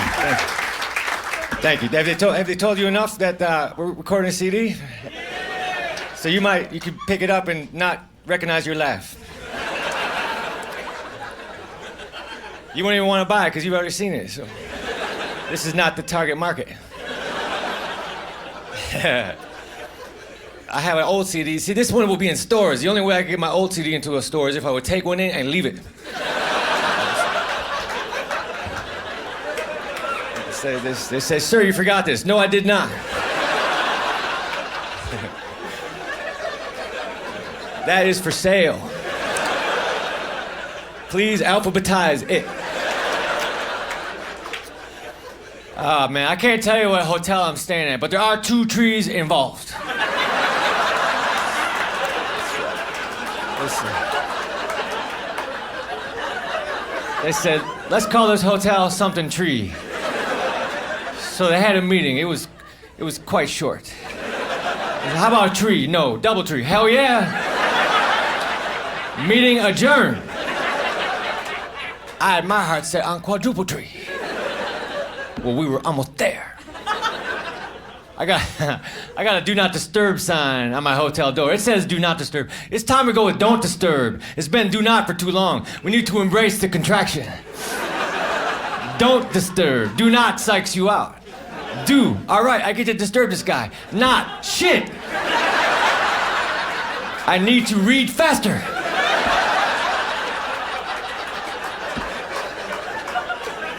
I like to wear do not disturb signs around my neck so that little kids can't tell me knock knock jokes. Say, hey, how you doing, nephew? Knock knock. Read the sign, punk. I met the girl who works at the DoubleTree front desk. She gave me her phone number. It's 0. I tried to call her from here. Some other woman answered. I said, you sound older. My hotel doesn't have a 13th floor because of superstition. But come on, man. People on the 14th floor, you know what floor you're really on. What room are you in? 1401. No, you're not. Jump out the window, you will die earlier.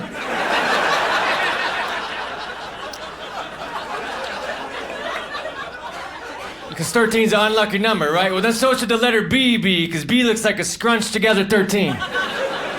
Hello, what is your name? Bob. Get the fuck away.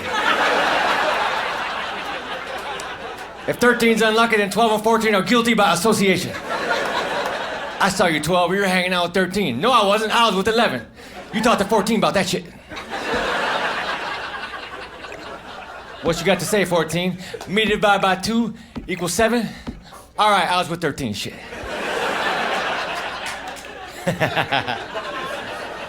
Maybe they can add some laughs to that joke. Famous people are often rude because they're used to getting things really quickly. And I bet a lot of us are pretty polite. But as soon as we get things quickly, we start to get ruder and ruder. Like, look at technology. It's faster than ever, and we're, like, ruder than ever. People walk around on the phone now like, hello? Hello? You still there? Lost him. And that's it. No follow-through with that guy.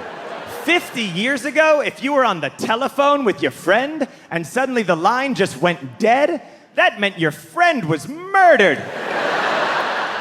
The phone used to be a big deal. It was a long, polite process. Back in the 1940s, the phone was like a wood box with a thing on it. I don't know.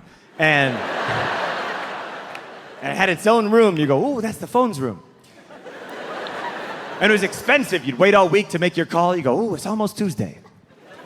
And then you'd take the cup on the string or whatever. I don't know. And there weren't even numbers. You just go, hello, hello, anyone? Ah, anyone in the world? And then you go, operator, ring me Neptune 5, 117. And the operator is a real person that you had to be nice to. And she'd be like, 1 moment, please. I'm putting wires into a board filled with holes to move the voices around, because it is the 40s. And it took like 90 minutes. Now people just drive around screaming at their phones like, call home! Calling the mobile for Tom. Not fucking Tom! Not funny! But now you're driving in the Midwest. And that's when the fun just begins, because you're about to encounter a 4-way stop. I know. Now, a 4-way stop anywhere other than the Midwest, it's pretty standard, right? You get up first, you go first. Not in the Midwest. Not in the Midwest. You get up first, then you put her into park and wait for another car to come by so you can take pleasure in waving them past. And if they wave back at you, they're from Minnesota. If they wave back again, they're from Iowa. So you wave them past. If they blow right through the stop sign, they're from Chicago. To hell with them.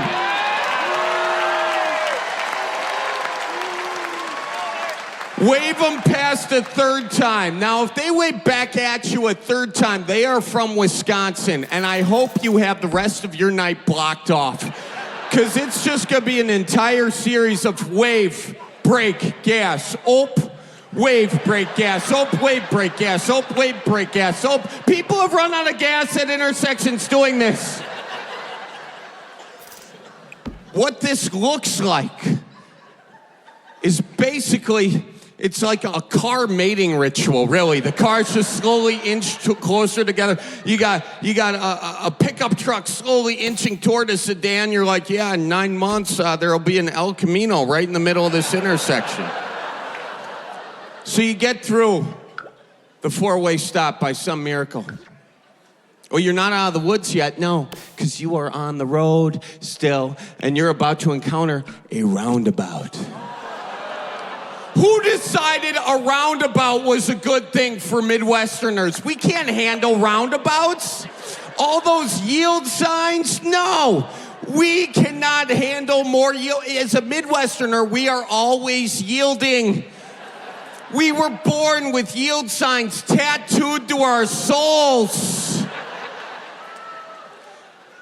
When I was born, it took me 14 hours to get out the womb, and my mom was like, why did it take so long? Well, Mom, I was just busy waving past all the people in hospital gowns. Nope, after you. I insist, after you. Dad, is that you? Jeez Louise, you look a lot different than you did 9 months ago. You got hair now. And 2 eyes. How's about it?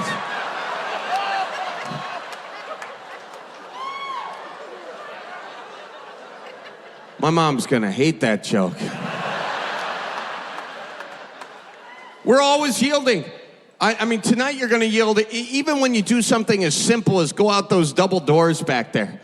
I guarantee you this is what's going to happen. One of you is going to open one of them double doors for someone else to go through. Meanwhile, that person there holding that door to go through is holding the other door for that person who's holding that door to go through. And they're going to be like, oh, geez, Louise, I got to go through the door they're holding open for me. Otherwise, I'm going to purgatory. And if you don't know what purgatory is, it's that place between heaven and hell. You know, Peoria. Okay.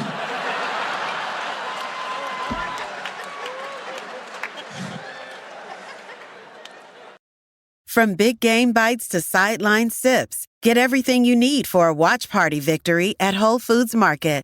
Find yellow sales signs all over the store, from the chip aisle with salty snacks from Kettle in late July down to the meat department, where their no antibiotics ever fresh sausages are made in-house. And gear up with effortless, ready-to-heat wings and fresh guacamole from the prepared foods department. Instant touchdown. Fuel your game day with big flavors from Whole Foods Market.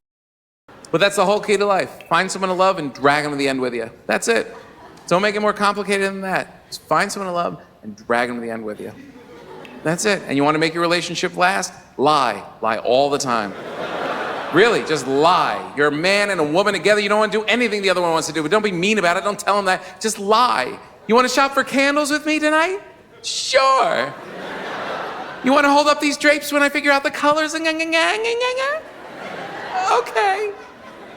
We were here in the city. My wife wanted to go see a musical. She knows I hate musicals. Do you want to go see The Drowsy Chaperone tonight? That'd be a fun date night, right? It sure would. I hate musicals, but luckily a friend of mine at the Comedy Cellar had given me a joint the night before, and I don't smoke weed anymore, but I'm like, who throws out a joint? Let me keep it in case of an emergency. I'm like, The Drowsy Chaperone, I think we have an emergency. So I throw it in my pocket. I'm thinking, maybe I won't need it, you know? But I get up there, and it's like all the posters are goofy. They're like, ya-na-na-na, wa-na-na-na. It's gonna suck. So she goes and sits down. I sneak into the men's room. This is totally irresponsible. A grown man. I lock myself in the stall. I smoke the whole thing. Marijuana smoke, illegal marijuana smoke, just wafting out into a Broadway lobby. But you have to understand something. At the theater, I'm a white guy in a suit. The worst anything can happen to me is some guy approaches, "Sir, do you smell that?" All I have to say, "Outrageous."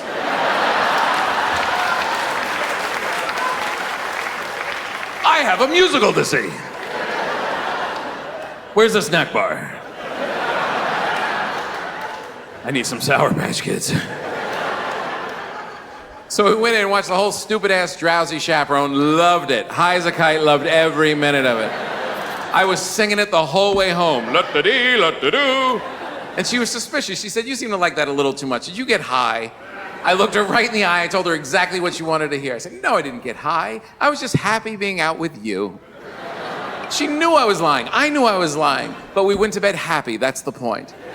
It's the same as when she says my love handles are cute. They're not. They're creepy. When I'm jogging down the beach and have two basset hound cheeks flapping over the side of my suit, she probably wants to throw up. But she lies. My roommate, he dances for a living. He's a Chippendales dancer. He's a... Ooh, all right, yeah. He's so fine. Oh, my God. Guy got a body like a rock. All right, I'm big, good looking. I shave my huevos. All right. Squeaky, cuckoo, kiki, hoo. Here I go, hoo. Swear, I caught him doing that deal. Guess that's part of the job. Got to shave my heel. Caught him in the morning one time. Woke up when the door was open. He's right there in my bathroom, shaving his, thing. And, over the sink, for crying out loud,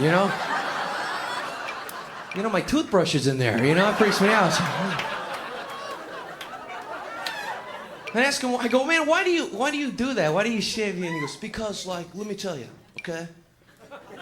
I'll be dancing, like this, and the G-string gets caught and tangled in the hairs, and they pull the dollars out and it pinches, you know what I'm saying? And, yeah, yeah, it happens to me too, all right.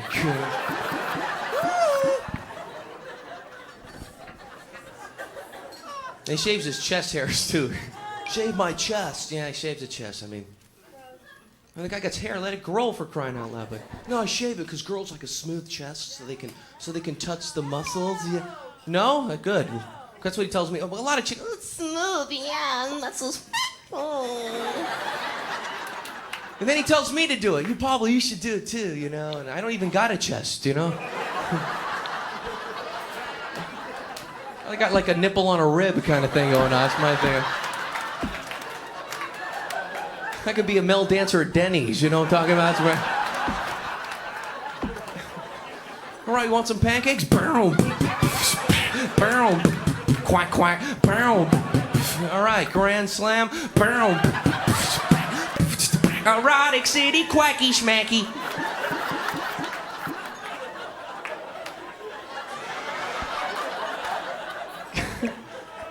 More water, table 9. Boom.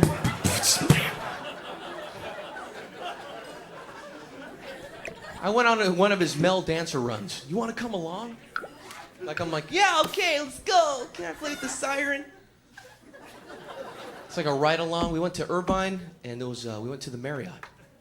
In the Marriott, there was a bachelorette party going on. And he dresses up as a police officer. Any women familiar with that? They dress up as a cop. And he looks like a cop, and the girl be opening up her presents. The little bachelorette goes, Oh, my God, thanks. Yeah. And he'll come in. Hello, is Amy here? And they freak out. Oh my God. Oh my God. What's going on? Oh my God. Cheryl, come here. The cops are here. Yeah, do you own a blue Camaro? Yeah, I'm gonna have to give you a ticket. Oh my God. Bow. Bow. Quack, quack. Bow. Oh my God. I'm holding the radio. Yeah, do it. Go. What an idiot.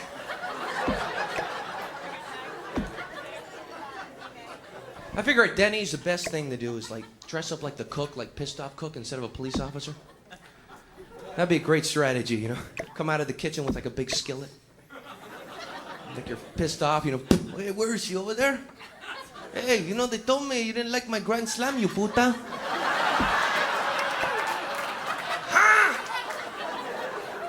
They'd be freaking out. Oh my God. Oh my God.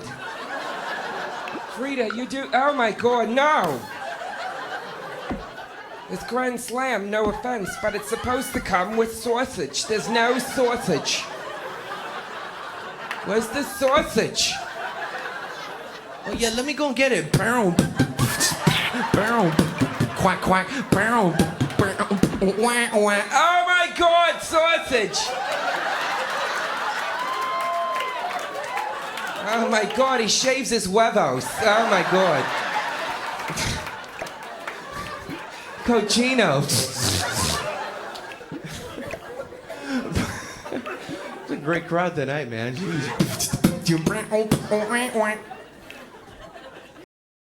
Life is full of choices, and at H&R Block, we know the best lived lives can't be boxed in. That's why we use our 70 years of expertise to make your money work for what matters to you. For life outside.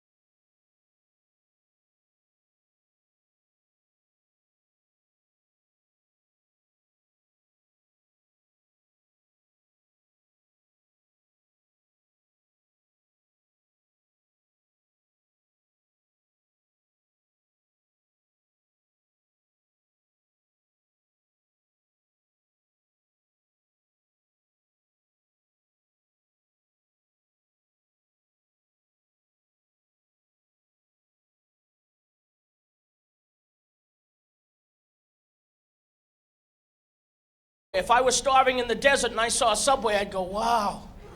Well, let's walk a little further. We can come back if we have to. I fall for a lot of stuff. I really do. Like I worry about, catfish, like getting catfish. Do you know that? That's another MTV show. I like what MTV's doing right now.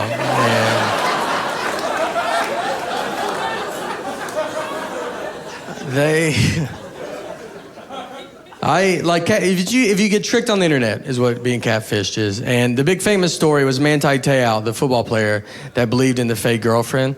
And when I saw that, I was like, I get it. I would fall for that. I knew I would. I mean, I'm 35. I still do not sleep with socks on because my dad told me my feet can't breathe when I was a kid. I still believe that. So you bet I could talk to a fake woman for quite a while. A long time. I almost joined the Army when I was 18 just because they called. That was the only reason. I thought I got picked. I was like, oh, wow, this is an honor. Like,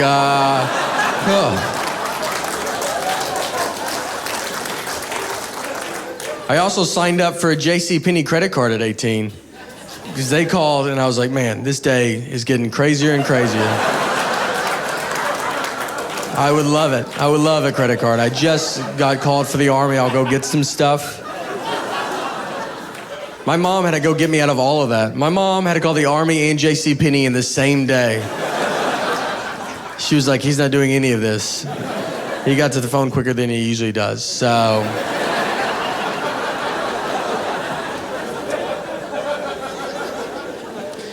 Just so you know, the JCPenney credit card was the tougher to get out of. If you want to know it all.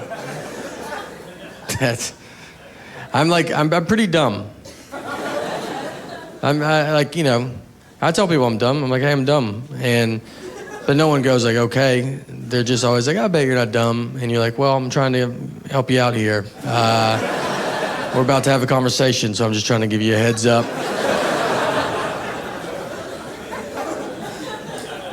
Here's a story. I can prove it. If I need it, I prove it. Like everybody's like, no, we don't need proof. Here's my proof. Is when I was 15, my first job was in Nashville. It was at Opryland Theme Park. We used to have an amusement park. And I was working, and I'm sitting eating lunch, and this couple sits down, and we start talking and stuff. I was like, I'm Nate. And the guy's like, I'm John. This is my wife, Jane. And their last name was Doe.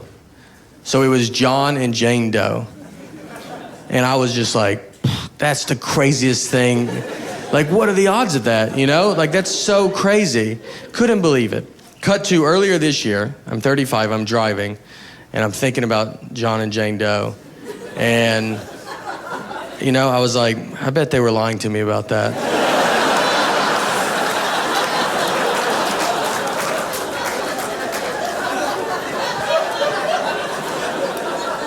That's how long it took, 20 years, for me to catch on to a joke they wouldn't remember saying. I don't think they would remember it. They'd be like, maybe we did that? Well, it worked. It worked so good. I tried to Google them, because I was like, maybe they're not lying, I'll find them and go talk to them. But I'm sad to report they were murdered. Yeah, it's not good.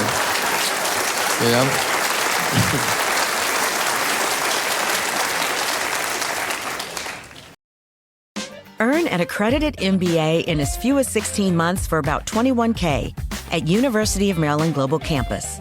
Explore 10 specializations including finance, HR, cyber technology, and more.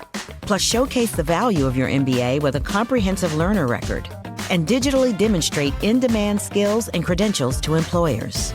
No application fee if you apply by February 11th. Learn more at umgc.edu. Certified to operate in Virginia by Chev. Everything feels more expensive right now. That's why this matters. TikTok Shop has a huge selection of products with surprising deals you don't expect. Affordable finds for everyday life? Download TikTok now. Ready for a road trip like no other? The Chesapeake Bay Bridge Tunnel isn't just a shortcut, it's a world wonder. Save time and soak in epic views where the bay meets the horizon. Adventure starts here. The greatest assembly of them all. Once a year. Stranger danger. Yeah. The hottest ticket in town. The Bruno Mars of assemblies. You are gathered together as a school, and you are told never to talk to an adult that you don't know. And you are told this by an adult that you don't know. We had the same stranger danger speaker every year when I was a kid. His name was Detective J.J. Bittenbinder. Go ahead and laugh. His name is ridiculous. That was his name. It was J.J. Bittenbinder. He was from the Chicago Police Department. He was a child homicide expert. And, oh, geez. Very sorry, Radio City. Did that make you uncomfortable? Well, guess what? You're adults, and he's not even here. So try being 7 years old, and you're sitting 5 feet away from him. He's still got blood on his shoes. And he's looking at you in the eye to tell you for the first time in your very young life that some adults find you incredibly attractive. And they may just have to kill you over it. Okay, c'est la vie. Go be kids. Go have fun. Bittenbinder came every year. By the way, Detective J.J. Bittenbinder wore 3-piece suits. He also wore a pocket watch. 2 years in a row, he wore a cowboy hat. He also had a huge handlebar mustache. None of that matters, but it's important to me that you know that. He did not look like his job description. He looked like he should be the conductor on a locomotive powered by confetti, but instead he made his living in murder. He was the weirdest goddamn person I ever saw in my entire life.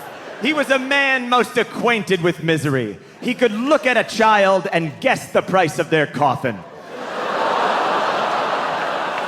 That line never gets a laugh, but once you write it, it stays in the act forever. So Bittenbinder came every year with a program to teach us about the violent world waiting for us outside the school gym. And that program was called Street Smarts. Time for Street Smarts with Detective J.J. Bittenbinder. Shut up, you're all gonna die. Street Smarts. That was the general tone. He would give us tips to deal with crime. I will share some of the tips with you this evening. Okay, tip number 1, Street Smarts. Let's say a guy pulls a knife on you to mug you, because you remember the scourge of muggings when you were in 2nd and 3rd grade. You know how a mugger thinks, man, I need cash for drugs right now. Hey, maybe that 8-year-old with the goddamn Aladdin wallet that only has blank photo laminate pages in it will be able to help. Let's say a guy pulls a knife on you to mug you. What do? You go fumbling for your wallet, and you go fumbling for your wallet. Well, in that split second, that's when he's gonna stab you. So here's what you do. You kids get yourselves a money clip, okay? You can get these at any haberdashery. You put a $50 bill in the money clip. Then, when a guy flashes a blade, you go, you want my money? Go get it. Then you run the other direction. And our teachers were like, write that down. They're like, buy a money clip? Engraved, question mark? You go home to your parents, hey, Dad, can I have a silver money clip with a $50 bill in it, please? Don't worry, I'm only gonna chuck it into the gutter and run away at the first sign of trouble. The man with the mustache told me to do it. Tip number 2, Street Smarts.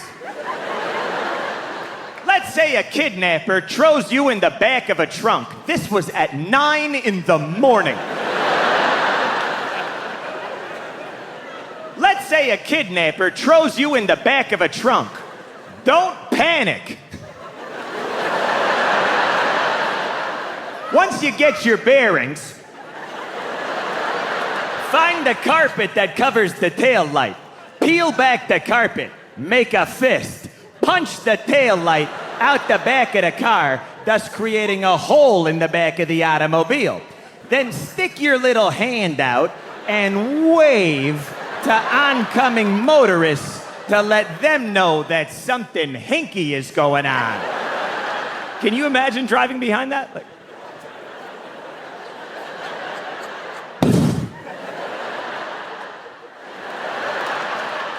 I think they're turning left. Tip number 3, street smarts. You kids have no upper body strength. And we were like, we know, but hey. If some guy tries to grab you, you can't fight him with fists. So here's what you do. You kids fall down on your back and you kick upward at him. That'll throw him off his rhythm. That was a big thing with Bittenbinder, was throwing pedophiles off their rhythm. He's not gonna know how to fight back with 2 little sneakers coming at him. If the Lindbergh baby had steel-toe boots, he'd still be alive today. Street smarts. Yeah, he was not a spoonful of sugar helps the medicine go down kind of guy.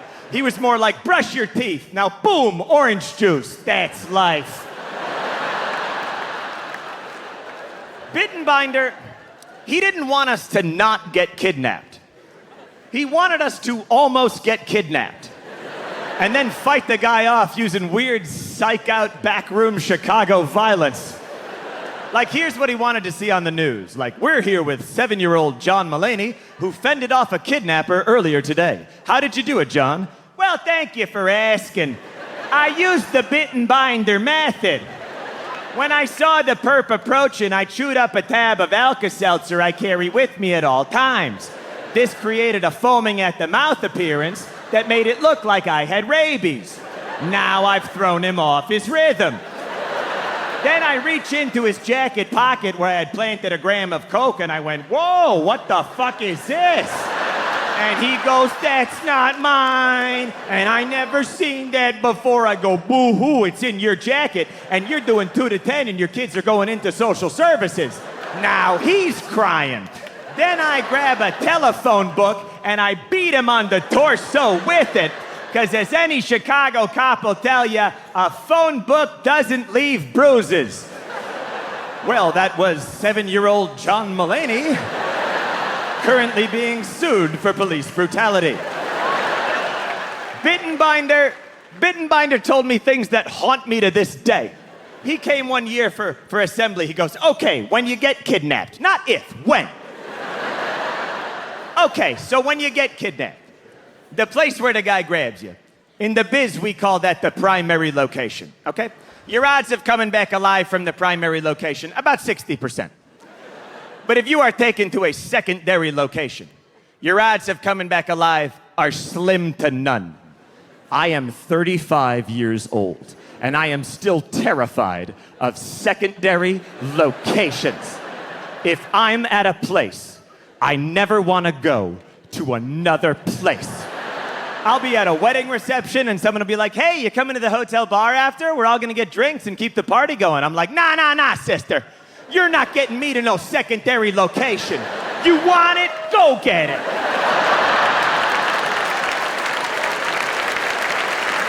Street smarts.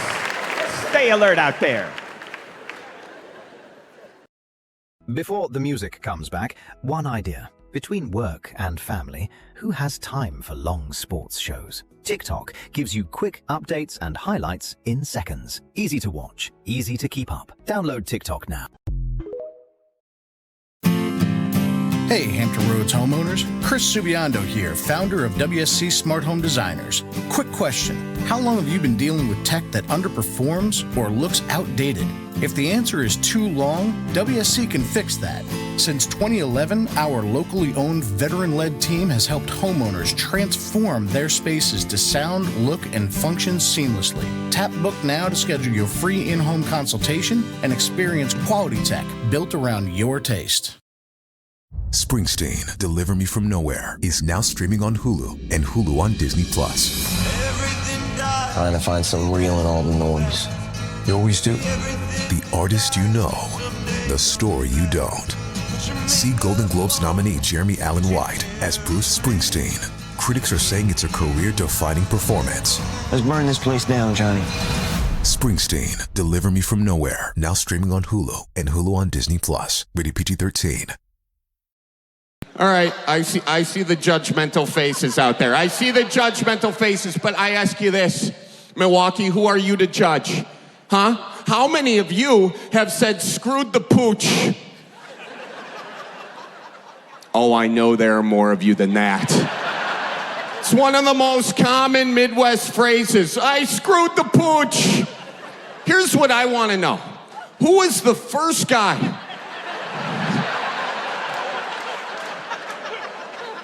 to walk into a room and say, I screwed the pooch? Forget about that guy for a second. Who was his mom? Who was hosting a dinner party at the time, I'd assume. I had all her friends over there. Son comes in, I screwed the pooch. Kids these days, they say the darndest things, don't they? The dab, you know, and the wop, and screwed the pooch. It just means he made a mistake. That's all it means. Very innocent. He made a mistake. Todd, where the hell is Baxter? Anyways, I got a little off track. Let's go back to when I got fired from my job. So after I lost that job in Texas, I moved out to Los Angeles, and I decided to become a red carpet reporter. Now, I was a bad red carpet reporter, in all honesty, and it's really not my fault. I have this disease called facial agnosia. No, it's not funny. It's very serious. What it means is I have a hard time telling the difference between faces because I didn't do any research before the red carpet. But I tell you what I did notice on the red carpet. Everyone in Los Angeles gets plastic surgery. That's what I noticed. I was like, why does everyone in LA get plastic surgery, but in the Midwest, not so much? And then it hit me. It's the seasons. In LA, it's 75 and sunny every single day. And when it's summer every single day, you want to live forever. So you get the Botox and the fillers and the whatnots and your hoo-has and the calf jobs. Meanwhile, in the Midwest, we got the seasons, so we're not getting plastic surgery. No, we're saying, you know, honestly, hon, I hope I'm dead before February.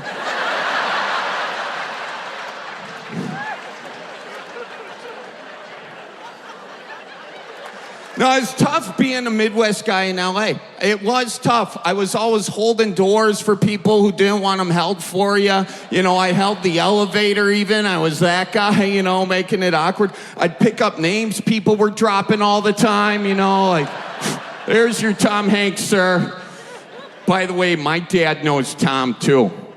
Tom the taxidermist over there in Ashwaubenon, he's a real good guy, you know. I was walking down the street, waving to everybody. They were like, I thought Jeffrey Dahmer died, you know? And okay, that cannot be what you laugh the hardest at in this special, please. Can we edit out the laughs for that joke? That would be nice. I'm done with the Whole Foods. I'm done with it. I like eating healthy. I do. But you have to be a billionaire to eat healthy. I'm not spending $5 an apple because you thought it was a good idea to ship it from Vermont by bicycle. Then where are you going to get your kale? How are you going to get your kale? I don't know. I don't care. I don't even know what it is. My grandmother never made it. My mother never saw it. It just showed up like a week and a half ago. But it's here now, and you got to eat it. Well, how do I know what it is? Because it tastes like mulch, and you feel like a koala bear when you're chewing on it.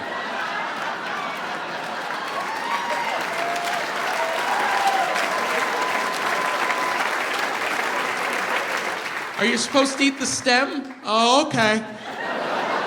Hard to tell the eat part from the throw out part.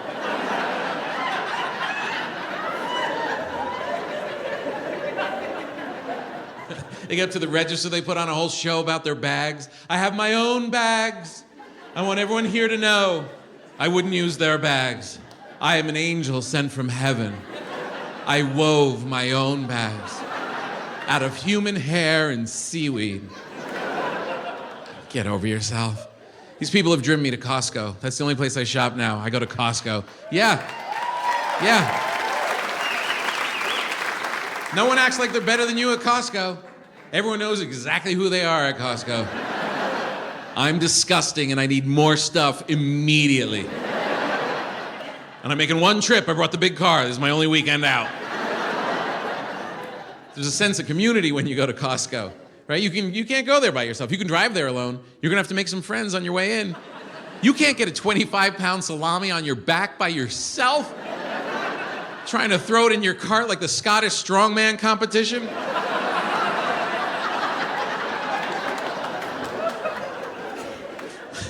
Place is so massive, they gotta hand out little samples and cups to keep up your strength. It's like a white trash marathon in that place. Here's a fried bologna bowl, you're doing great.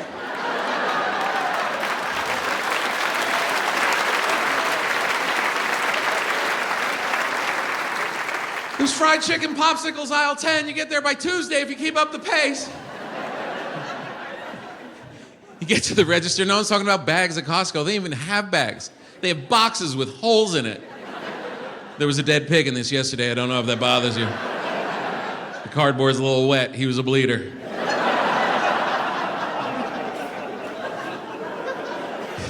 And they know they're not gonna live forever at Costco. They have coffins at the door.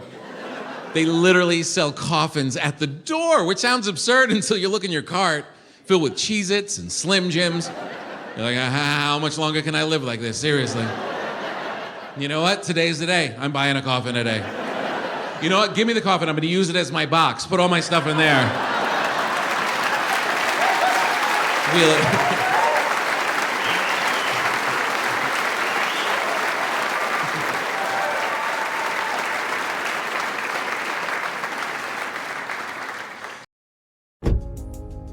Mazda? Once you discover the Mazda CX-5, Mazda? it doesn't take long to get it. With standard all-wheel drive, a premium interior, and advanced safety features, it's an SUV that gives you more at every turn. It will have you saying, Mazda. The Mazda CX-5. It's made to move you. Every Mazda SUV offers you an elevated driving experience and refined performance. Discover it at Southern Mazda Newport News. From big game bites to sideline sips, get everything you need for a watch party victory at Whole Foods Market. Find yellow sale signs all over the store, from the chip aisle with salty snacks from Kettle in late July down to the meat department, where their no antibiotics ever fresh sausages are made in-house. And gear up with effortless, ready-to-heat wings and fresh guacamole from the prepared foods department. Instant touchdown. Fuel your game day with big flavors from Whole Foods Market. You know what could help a person fight better, I think, if they had like background music when they fight? Carry those little tiny Casio keyboards with you. Jam out your own little tune. You ever seen those, like a piece of crap, like $9? You're right, we're gonna party, it's like the real thing, all right.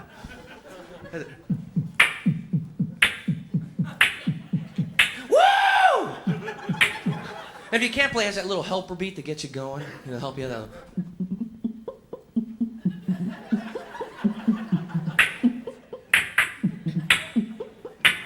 Dude, let's start a band, all right. That little fill-in beat, that little sound right there, it's like a little drum. Sometimes it'll roll. When you be jammed out on any beat, just hit that button and it'll kick in for you. It's like, ow. Ow. Ow. Gonna pull that one off. Here. Thank you. Stick it under your jacket. You find anybody. Probably, you know, like Asian people, they got that downtown Tokyo kind of 70s music. You know, hey, you got problem? You got problem? Oh, let's go.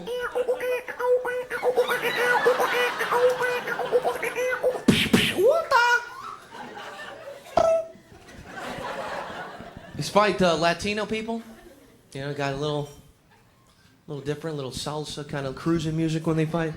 Hey, what's up, man? You got a problem? Yeah, Richard's here now, puto. Let's go. Right now, let's go.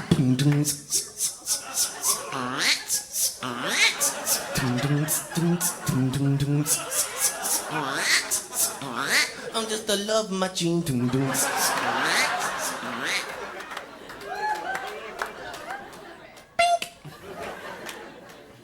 And of course, black people as well.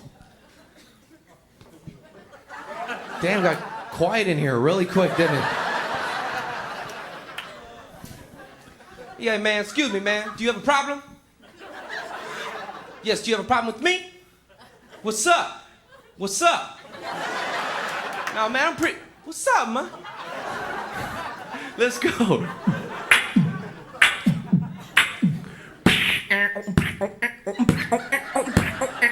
Freak out!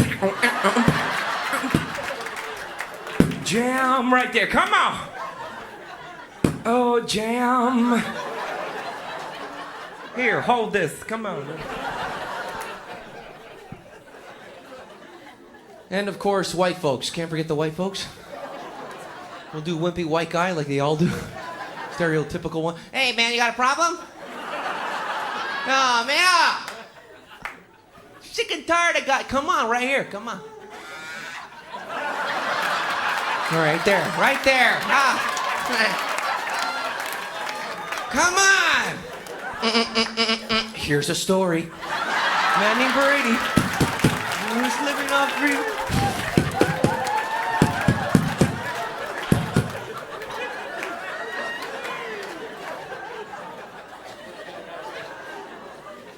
Together in there, la la.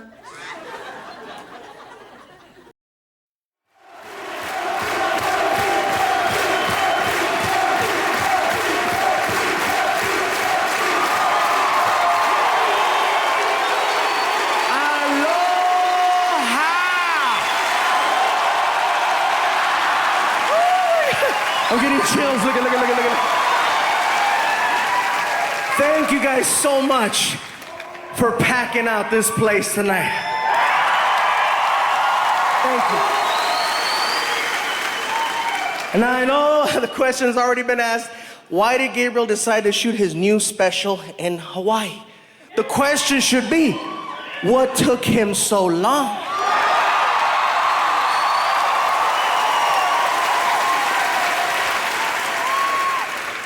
So the one thing I want to definitely make sure that happens here tonight is that I'm going to make sure that not only the people in the room here tonight that are not natives of Hawaii, but the people around the world find out things about Hawaii you never knew.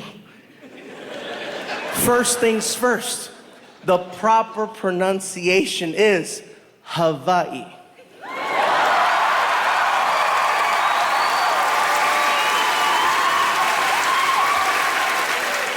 Just so the world gets to hear it right at least once. And believe me, I understand exactly how you feel. I totally get it. For me, it's not Mexico, it's Mexico. I'm with you. Whenever people come to the island, you know, there's certain things people like to do aside from the surfing or the, you know, the hiking or the, you know, the traditional things. People always see the movies, and the one thing that always stands out is the luau. People always see the luau. You always see the guy with the fire. You know, he comes out and he makes a stance and, you know.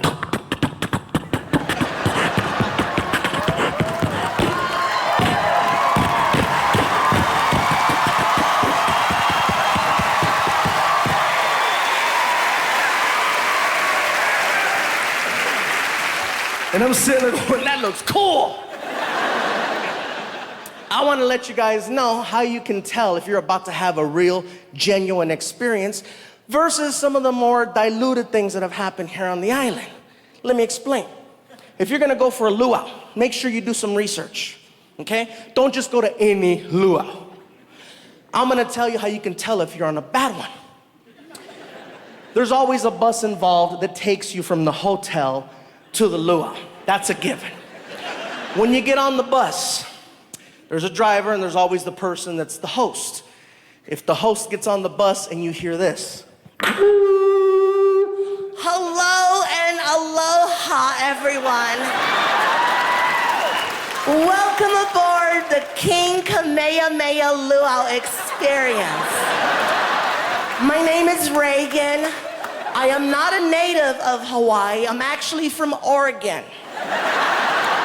But I have been living here now for 3 weeks, and you only need a few days, and you're basically a native.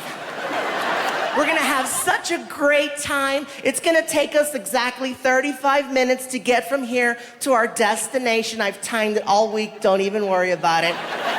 This is our driver, his name is Taka. Taka's been here on the island for over 75 years. He is so hardcore. He has taken a liking to me. He says I remind him of his daughter. He's so sweet. He calls me his little punani. He is so nice. So nice.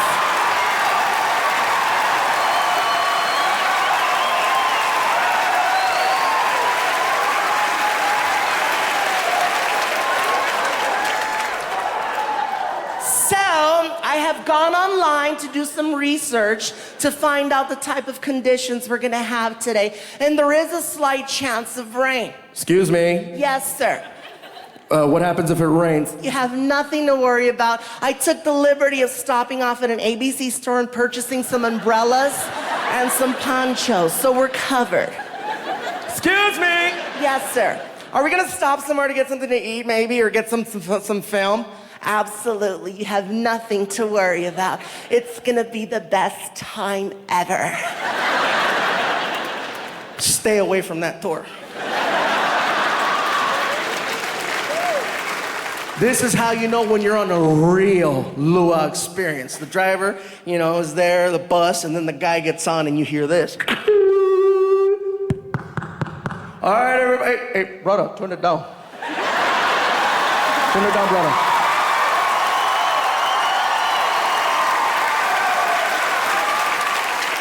All right, everybody, I'd like to welcome you aboard as we're going to Jermaine's Luau, okay?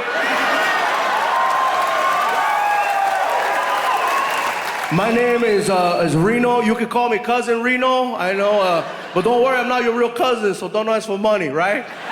Yeah. Anyway, we're gonna have a really good time today. It's gonna be a great day here on the island. It's gonna be beautiful. Excuse me. Yes, sir.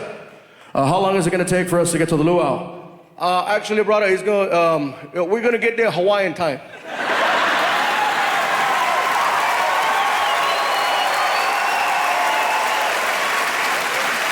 What does Hawaiian time mean? It means we get there when we get there.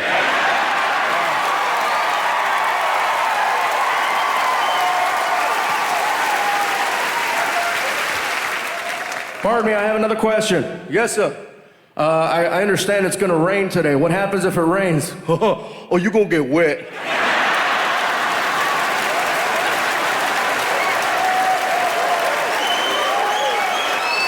Excuse me.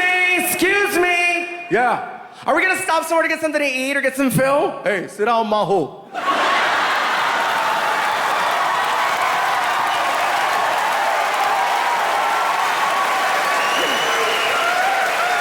Are you talking to me?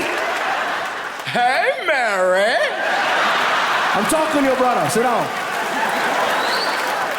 And for the rest of the bus is wondering what Mahu is. It means he really likes coconuts. Yeah. Yeah, it was a good time. First things first. The best luau to go on, and they don't pay me to tell you this. I've been coming to the island for 10 years. My favorite place to visit is Jermaine's Luau. If you ever get a chance, they don't pay me to tell you that.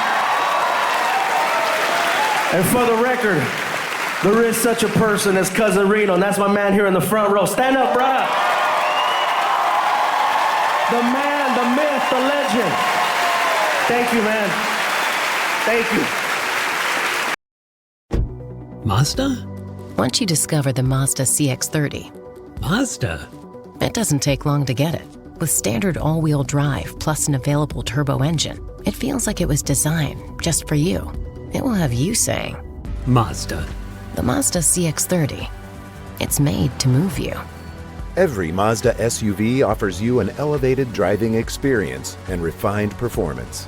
Discover it at Southern Mazda Newport News.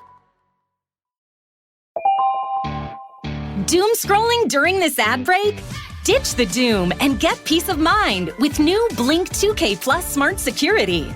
Check on home right from your phone with 2K clarity, noise cancellation, and 4x zoom. Plus, setup takes less time than playing your favorite song. Singing while installing not required but encouraged. Get more, spend less with Blink 2K Plus Smart Security.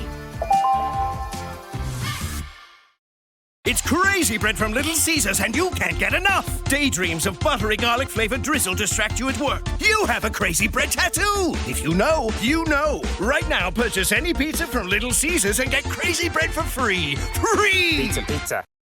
I'll tell you, Italian food. I have Italian relatives. They love to feed you. Even these Italian restaurants I go to, they don't have buffets. They bring it right to your table. I had this Italian waiter. He was right from Italy. And I know how to say a few words of Italian. I know how to say, sono affamato. That means feed me, I'm starving. I can actually say it in 27 languages.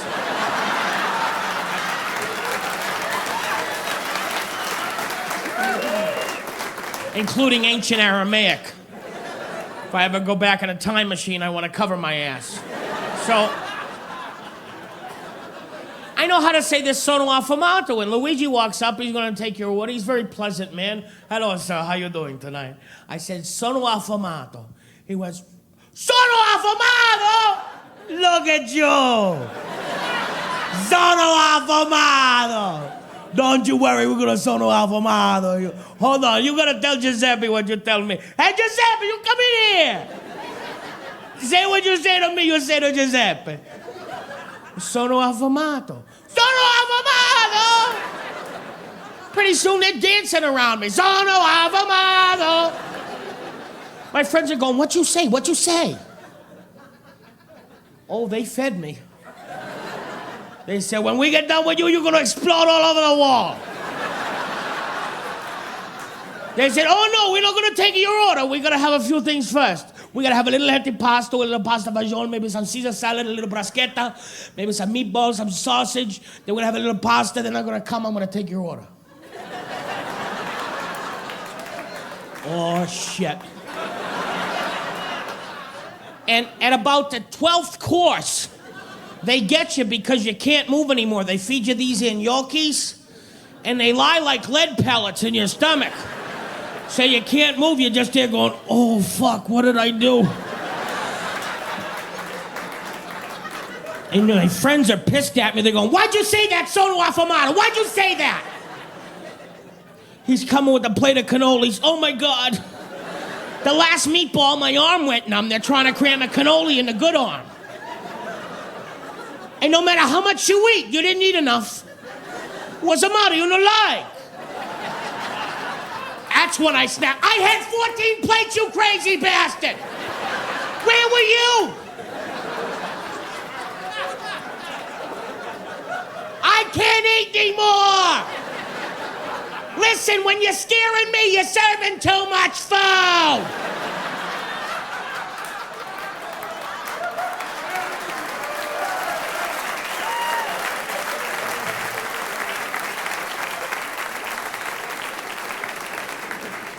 Now, back to Indian food. See, the thing with Indian food was when I went there, it's a little spicy. It's actually very spicy. It is fun. Hanging out with comedians is like some of the best, the funnest time. I don't know, because comedians are crazy. They can be. Like a good buddy of mine is a comedian. His name's Louis J. Gomez. And big fans, a couple of Louis J. Gomez fans. Me and Louis once, we go to McDonald's to go eat, right? Like, I'm a big fan, so. And everybody acts like, when I go there, like, I haven't been here in forever. It's like, don't act like I'm the one keeping them afloat, all right? You know, someone's coming here. So, we go in, we ordered our food, and then we take our food and we sit down at our table. And then Louis went to the bathroom. He left me alone with his food. So I was, you know what? I'm gonna play a prank on him. So I grabbed his hamburger, I unwrapped it, I took a bite out of it, then I wrapped it back up, I put it back down on his tray. So that's my big prank, right? Like when he comes back from the bathroom, I'm like, dude, did they eat your burger before they gave it to you? That's crazy that they're doing that, right? Is that crazy?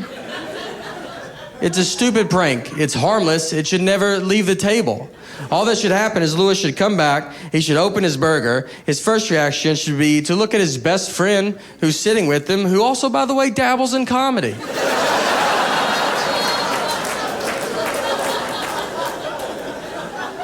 and just be like, hey, I just wanted to run this by you before I unexpectedly go freak out on this entire McDonald's.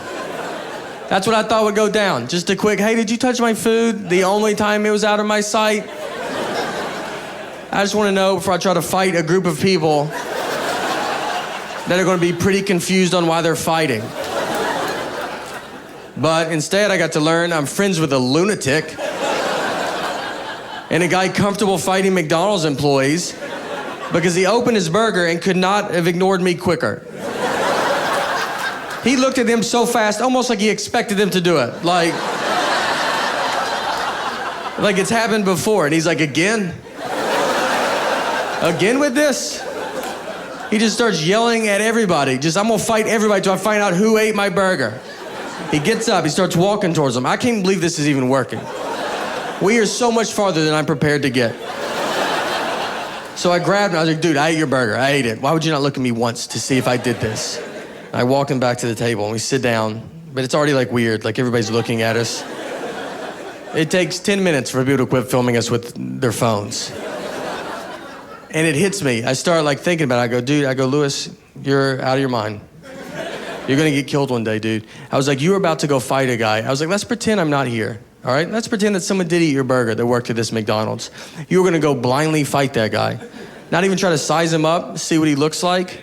Do you really think you could beat up a guy that is apparently pretty confident in himself? That he's making burgers, he's then eating them, and then he's wrapping them up and just sending them out to whoever.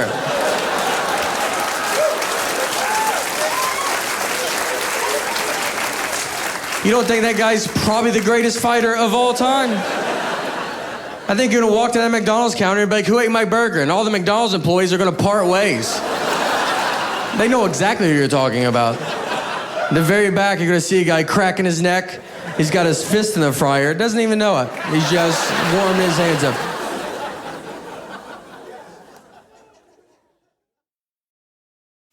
This new year, get started on your next success with University of Maryland Global Campus.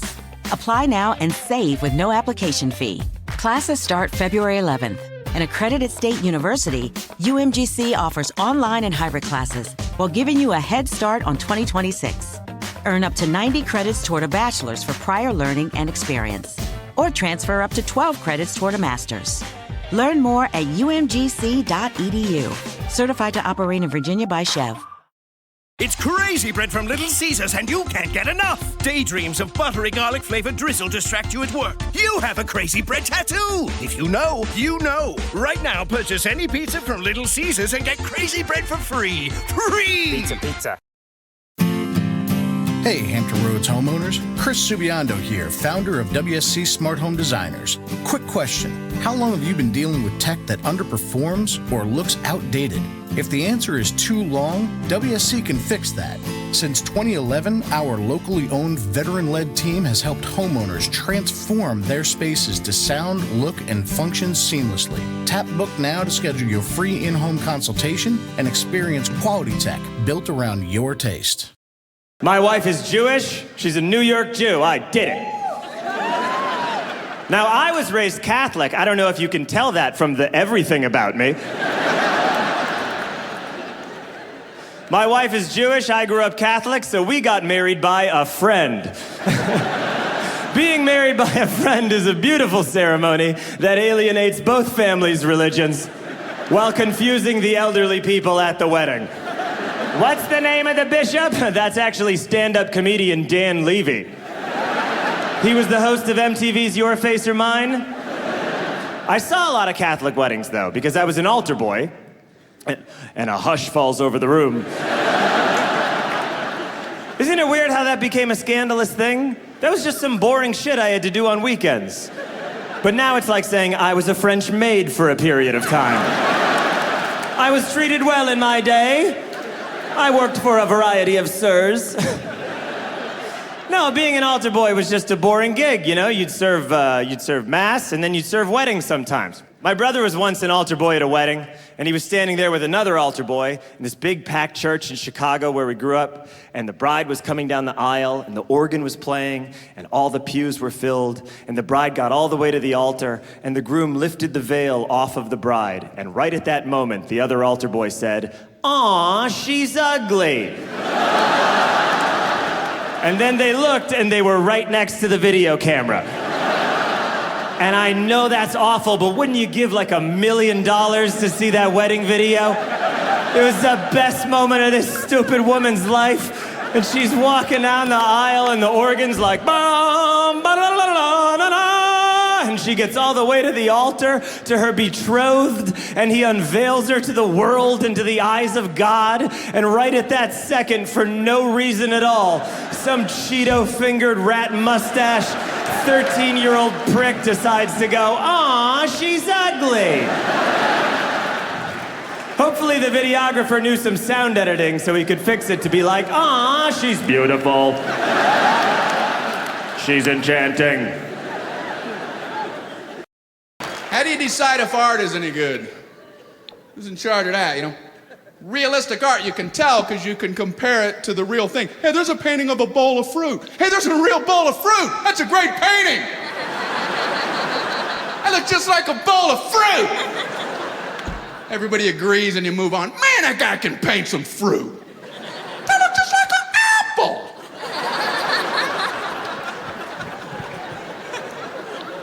But abstract art, who decides if that's good or not? Like Picasso, he puts two eyes on the same side of the face.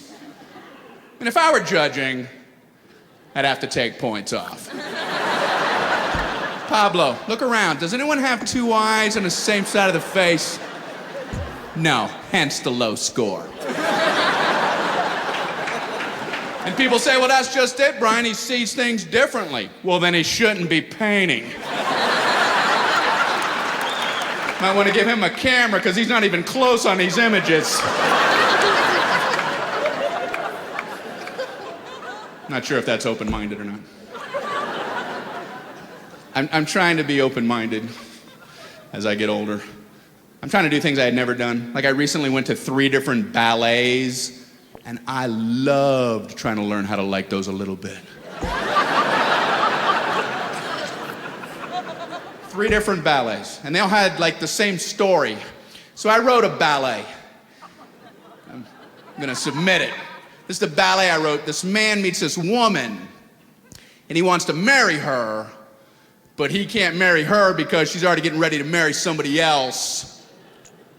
So they all dance around for a couple hours.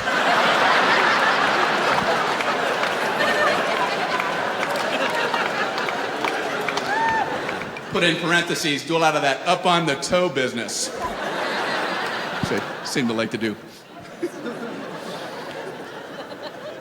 I've been to one opera, which I liked. I just didn't know what was going on. It was like another language or something like that. So I wish I would have an interpreter come out between the lyrics so you could follow the story, you know? Like the big guys out there. He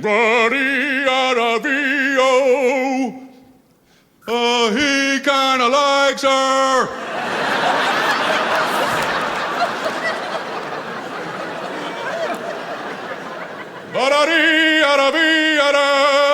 But she's really not paying any attention to him or anything.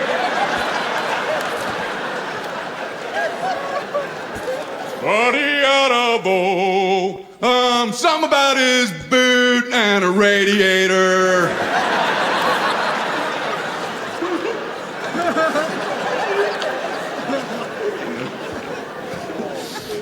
I wish I knew another language, man.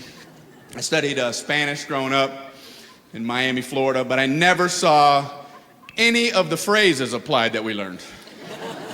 We never went to downtown Miami where the older Cuban men would play dominoes, drink Cuban coffee, and smoke cigars. They weren't saying the stuff that we had learned in Spanish class, you know. There are many books in the library.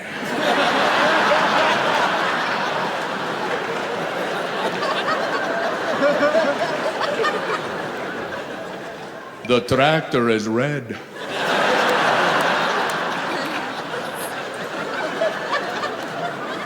I have a canary. And it is pretty. Pretty, pretty canary. Pretty canary. They are pretty. I remember taking Spanish tests when I was in school. I would just take all the English words and add O to the end of them. I got an FO.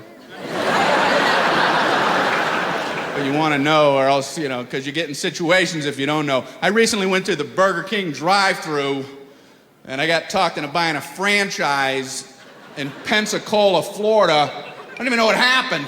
I'm at the window. Yeah, I'd like a hamburger. Would you like franchise with that?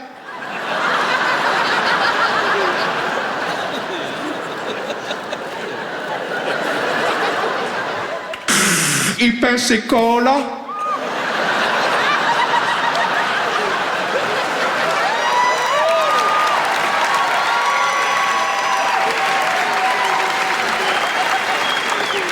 Yes, I would.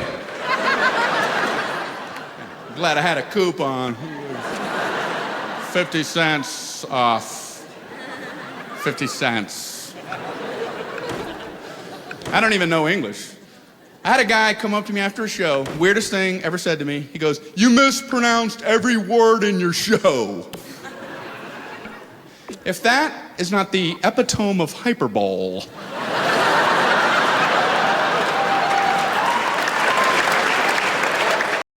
A dream is a wish your heart made. Step aboard a Disney cruise and discover where memories meet adventure, where escape meets imagination, where magic meets the sea. Disney Cruise Line. You've hidden it from your friends so you can have it all for yourself. It's Crazy Bread from Little Caesars, and you can't get enough.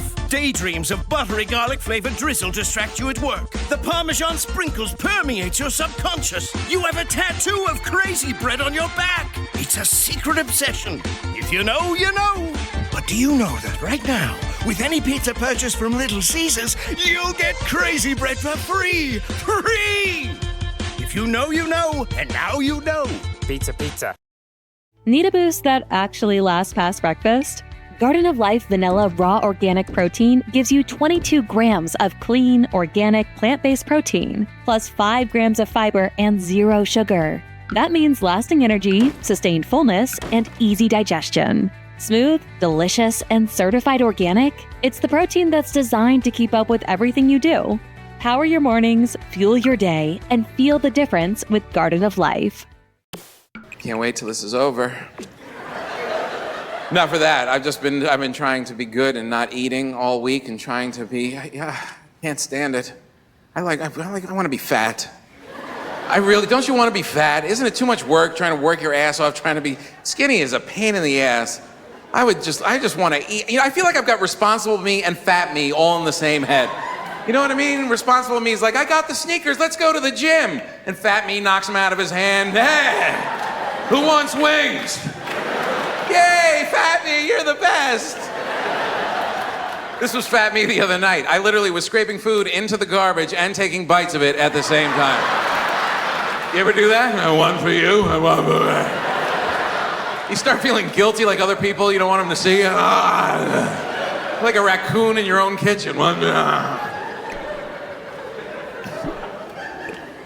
It's fun getting fat. I went to the Cheesecake Factory for the first time in my life. Holy cow. This is a company that knows what America wants, don't they?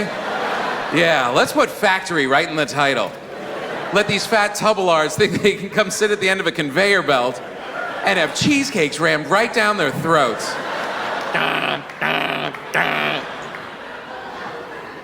Even the waiters think we're gross now. You notice at the end of the meal they ask, "Are you still working on that?" Right? Not if you enjoyed yourself. You still working on shoveling that into your fat pie hole? Yeah, I'll give you a doggy bag. We both know you don't have a dog, and if you did, you'd eat it. The whole thing's too much. Nothing worse than when the big waitress that comes up at the end of the meal. That's so frightening, because the dessert thing, it always becomes like porn for them. They just come bouncing up to the table. So? Did you save some room for dessert? You've got to have one of our brownie sundaes. Oh my God. They're so good. I have one in my pocket right now. Moo, moo.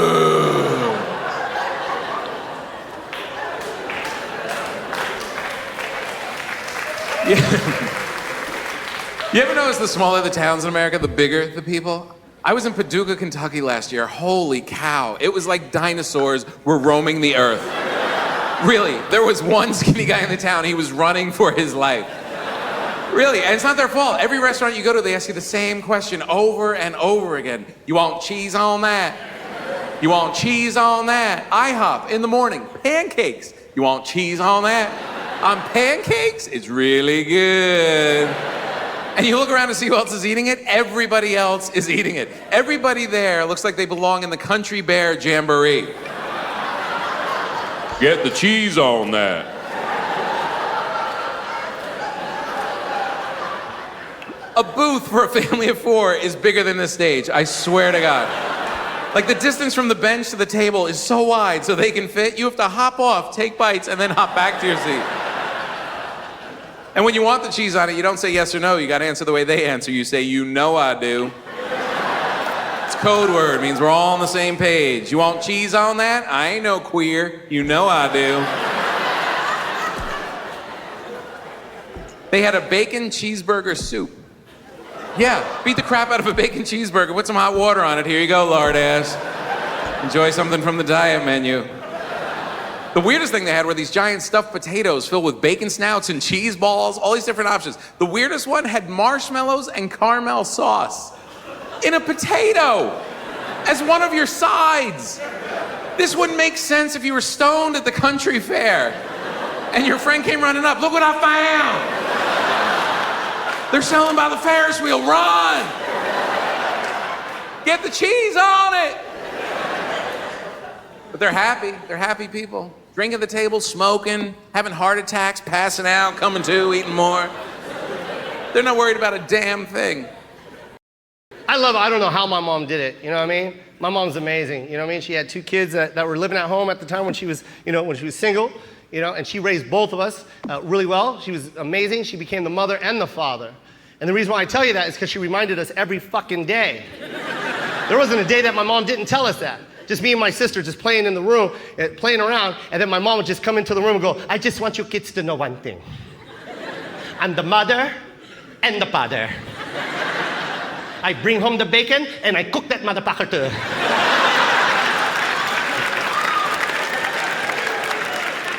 My mom was tough as shit.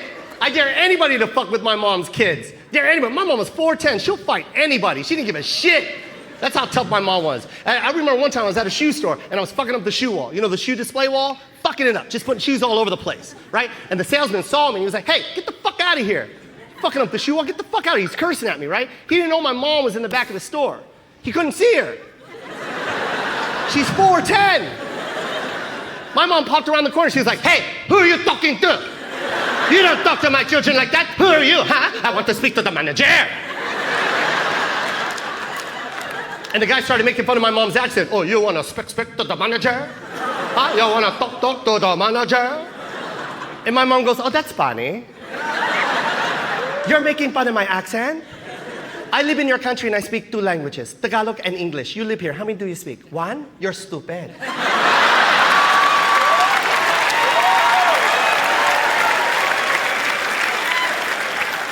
So the guy started cursing at my mom, right? He's like, you know what? I don't need to hear this shit. Get the fuck out of my store. Take your kid and get the fuck out of my store, right? So my mom started cursing back, right? And I've seen my mom curse before, but we never seen her get into a curse fight.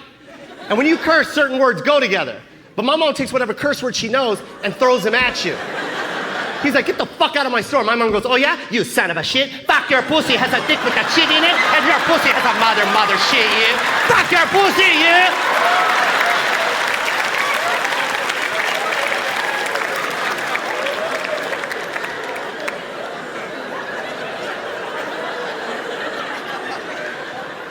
I looked at my sister and go, did mom just say mother shit?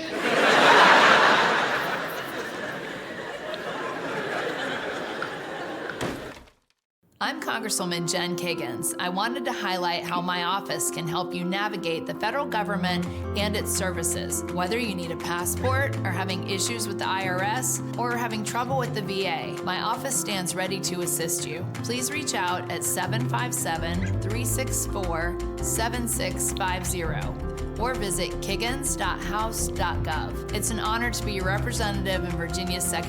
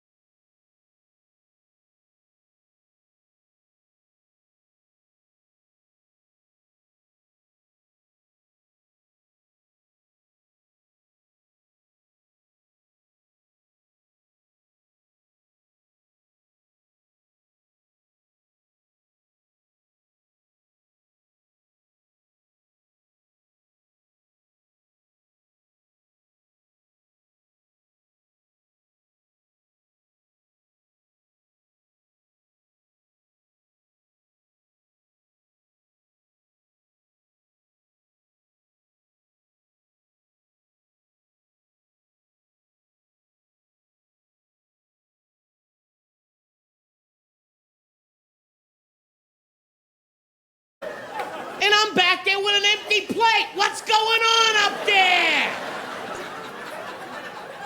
Oh, everything looks so good. Well, then why don't you pick something? Grab it and get out of my way. When you're at the buffet, don't be looking. Grab and move. That's what you do. You grab and move, grab and move, grab and move.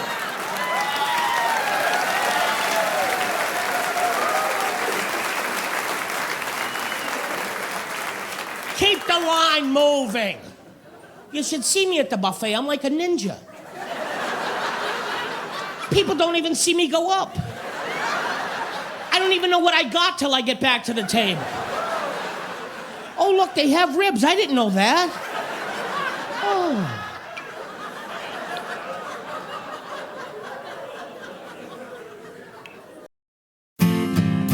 Hey, Hampton Roads homeowners. Chris Subiando here, founder of WSC Smart Home Designers. Quick question. How long have you been dealing with tech that underperforms or looks outdated?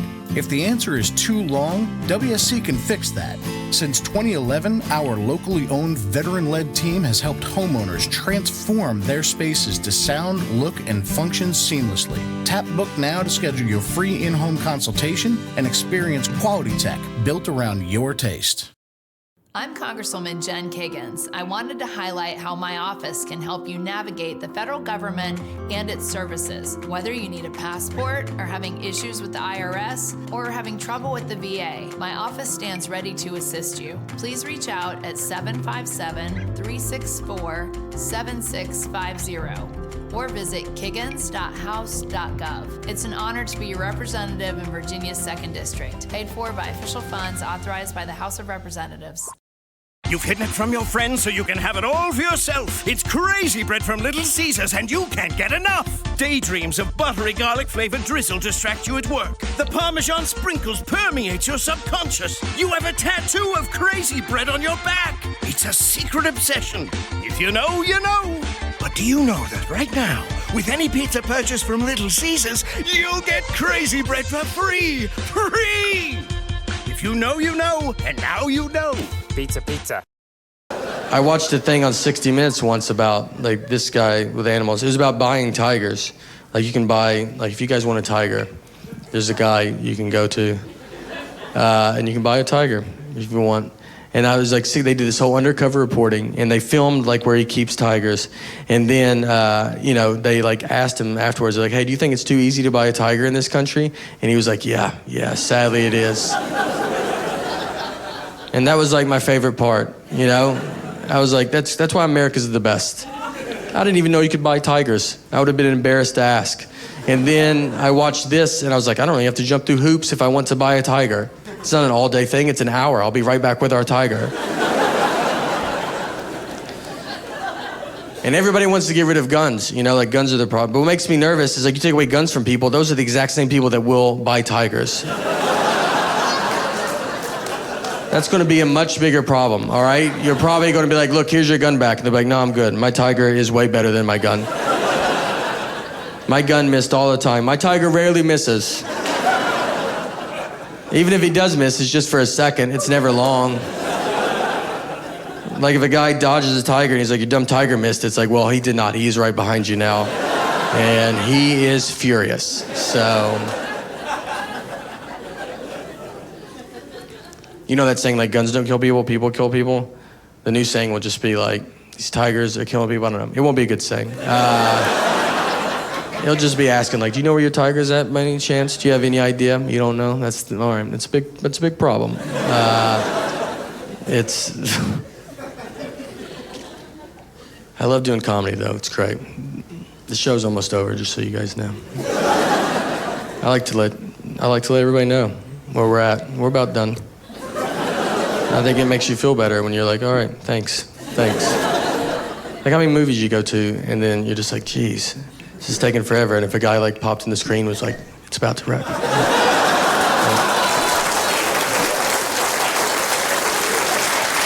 I know, 2 more seconds. And you're like, thanks, man, that was, you know.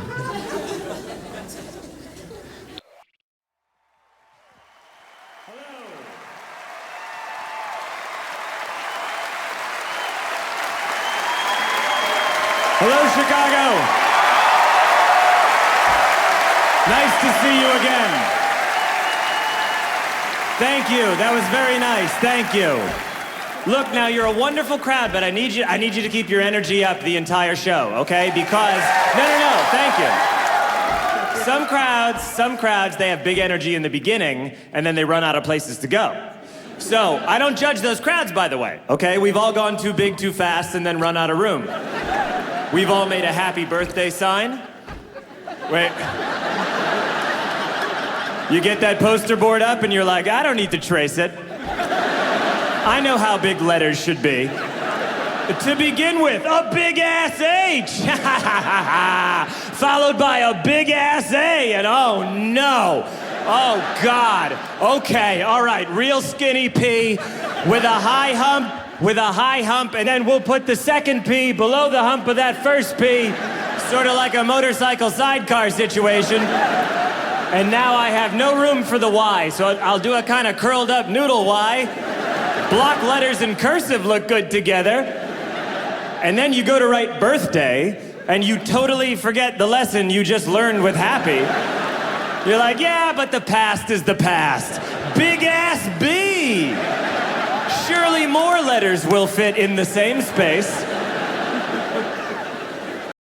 Ooh, I gotta get out of here, man. I gotta go and see a movie. I'm not gonna see that Hunchback of Notre freak. I got an eye here, I got an eye here, I got a lump in my back. He's a cartoon character with soil in his pants and sing about it. I soiled in my pants. Saw Pocahontas, boy, what a waste of time that was. So, I mean, the animation's good. Then she starts singing those 4-minute songs, you know. Have you ever seen a wolf cry? Oh, good Lord, I'm gonna take a dump.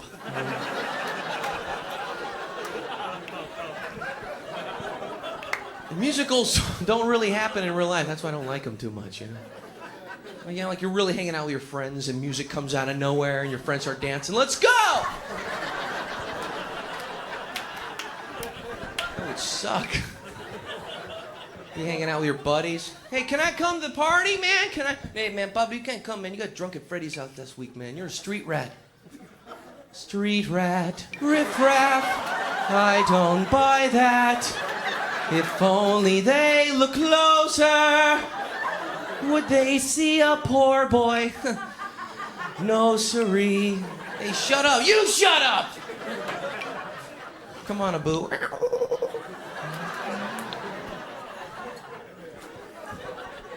Your friends, hey, Pablo, what'd you do last summer? Oh, you know, I met a girl named Sandy. What? Yeah. Come on, all right.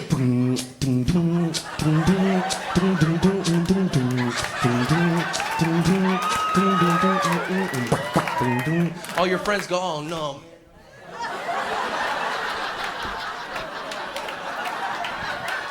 Oh, well, what? Woo-hoo! Oh, yeah! Did you know they're actually coming out with another Friday the 13th movie? Can you believe that? Man, what a pain. They wanted me to you audition for it. Yeah, can I get killed, please? Those kids are so easy to kill, you can strangle them with a cordless phone. You know what I'm talking about? I mean, you see how they just run right into danger, these idiots? They walk right into death. They're looking for death. You know, hello, is anybody in here? Hello? Shh. Come on, you guys, this ain't funny. Shh. Billy?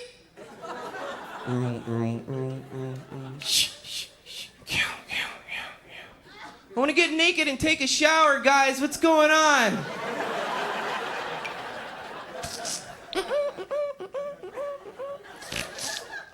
Someone's behind that door.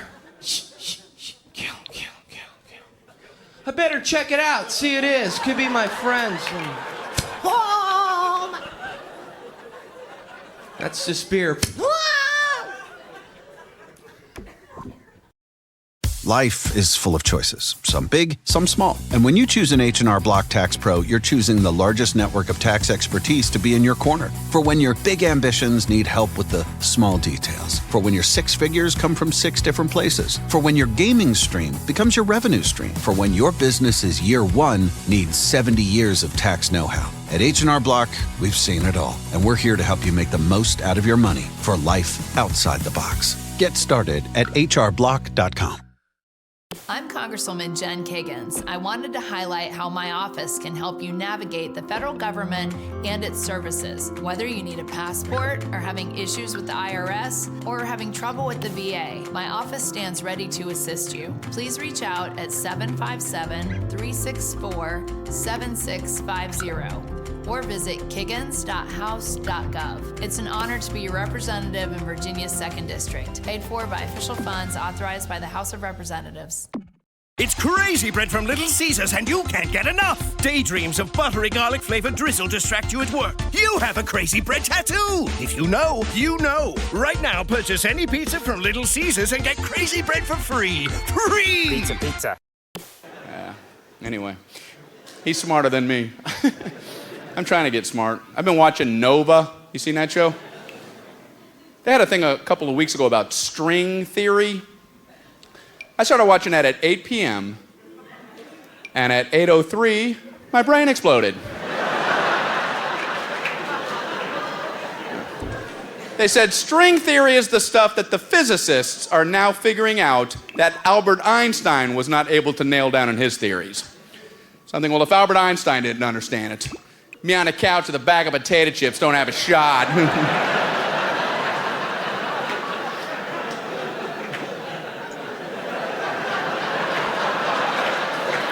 Oh, I see what they're talking about.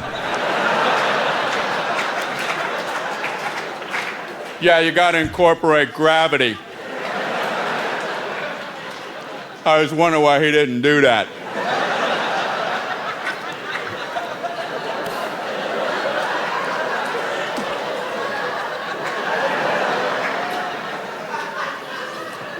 I'm sitting there working on my string cheese theory.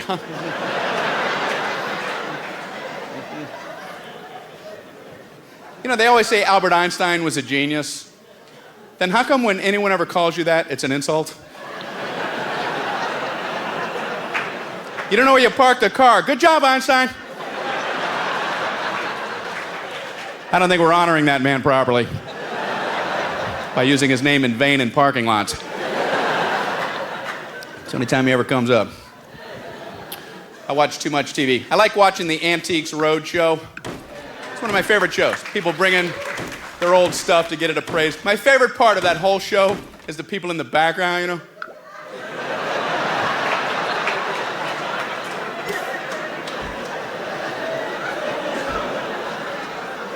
If aliens ever wanted to see what we're all about, they should just bring that tape back to their planet. Let me show you what we're dealing with here.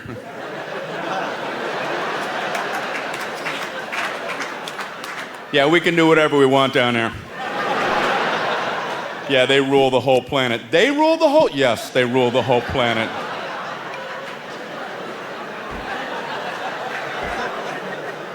Let's go shine lights in their eyes.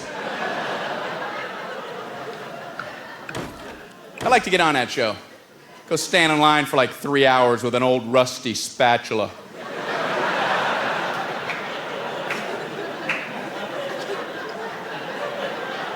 Just finally get up there, hand it to the guy.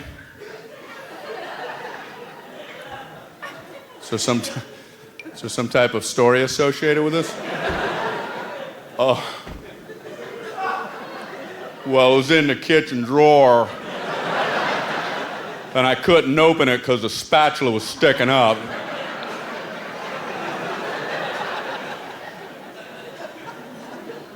So I thought maybe it's from Babylon.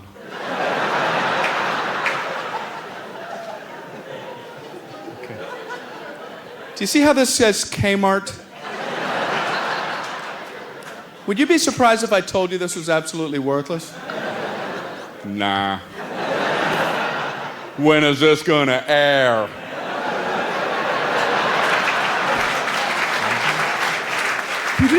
Absolutely worthless.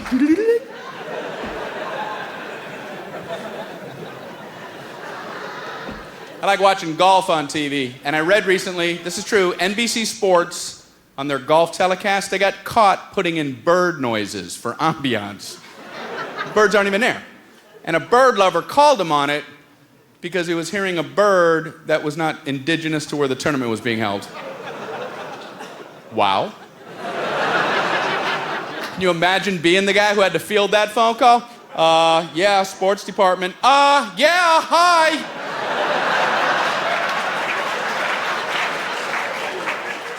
Listen, does this sound right to you?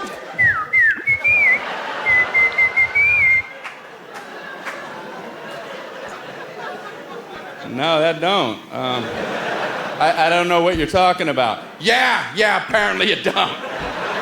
Yeah, I guess I'm supposed to believe the blue-breasted whippoorwillow has decided to alter its annual migratory route to enjoy a little golf. What? Maybe for that region you should try.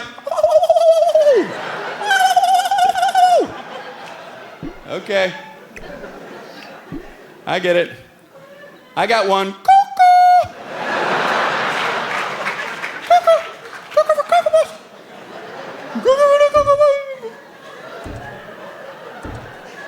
You have to admire that guy. You have to admire him. You're not going to slip a chirp past him. What the hell was that? Please tell me I did not just hear that. Please tell me this is not happening to me today. I wish he would have handled it differently. I wish instead of calling, he would have snuck in there late at night, pulled out that bird tape, stuck in another animal track. No one would even know till it's going out live. Ernie Els is looking at about a 10-foot putt here. This is a downhill putt. It's gonna break a little bit to his left.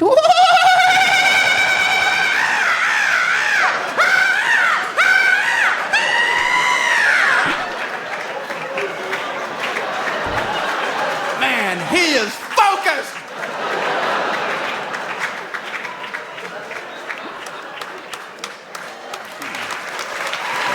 You guys are great, man. Thank you. Hey, Hampton Roads homeowners. Chris Subiando here, founder of WSC Smart Home Designers.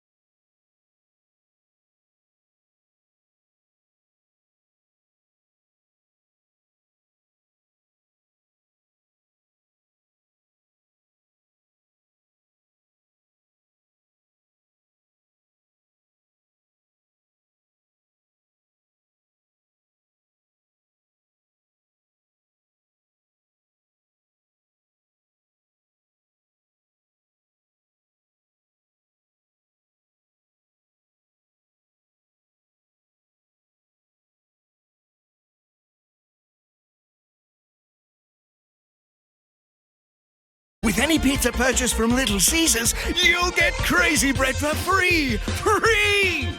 If you know, you know, and now you know. Pizza. Perfecting your sourdough recipe, that's an art. But finding the right multivitamin, that's easy.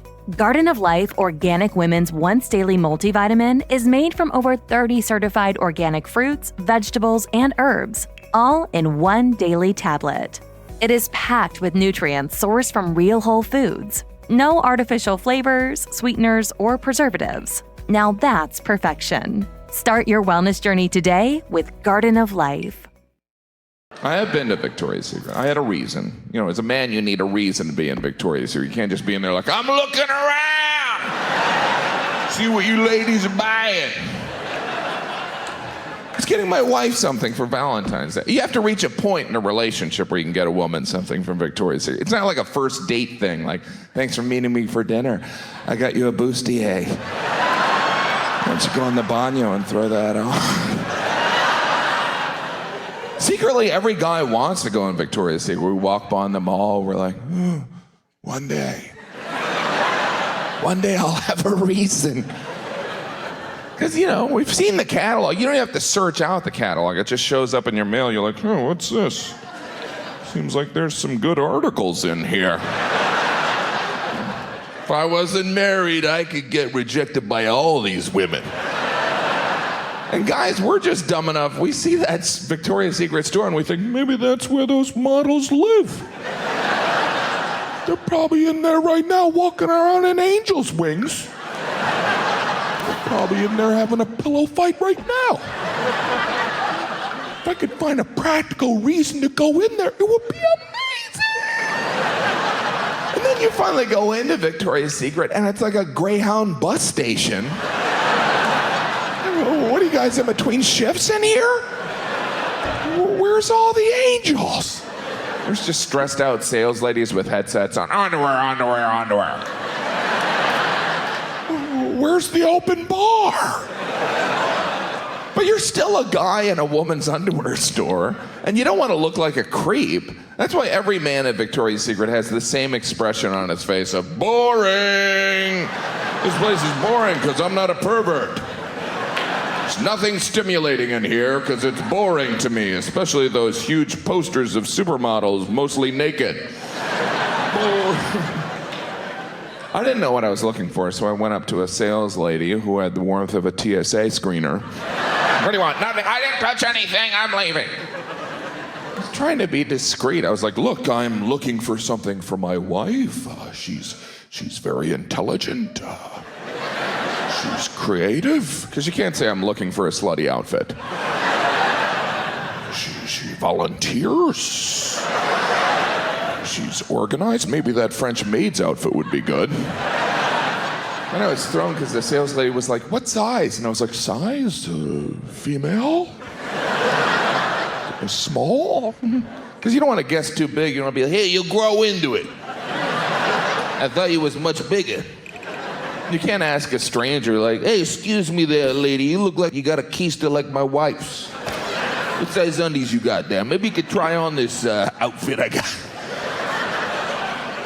I just wanted it over with. When I was paying, I assumed the awkwardness was over until they handed me my purchase in a bright pink Victoria's Secret bag that I had to carry around the mall the rest of the day that might as well have just said pervert on the side.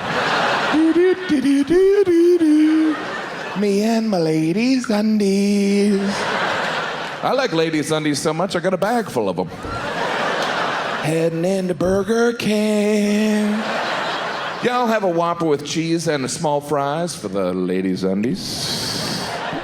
When I got home, I realized you have to find the right time to give your gift from Victoria's Secret. You can't be like, hey, when you're done changing that diaper, I got another changey poo for you. It's a little gift from me to you that's really for me. Because if you're buying a woman something from Victoria's Secret, it's really a gift for you. It's like, here, I got me this. Thank you. I'm welcome. I'm never going back there again. I was talked into camping. 18 years on the road, I'm not a big camper. I've been spoiled by hotels. Not ungrateful, just spoiled.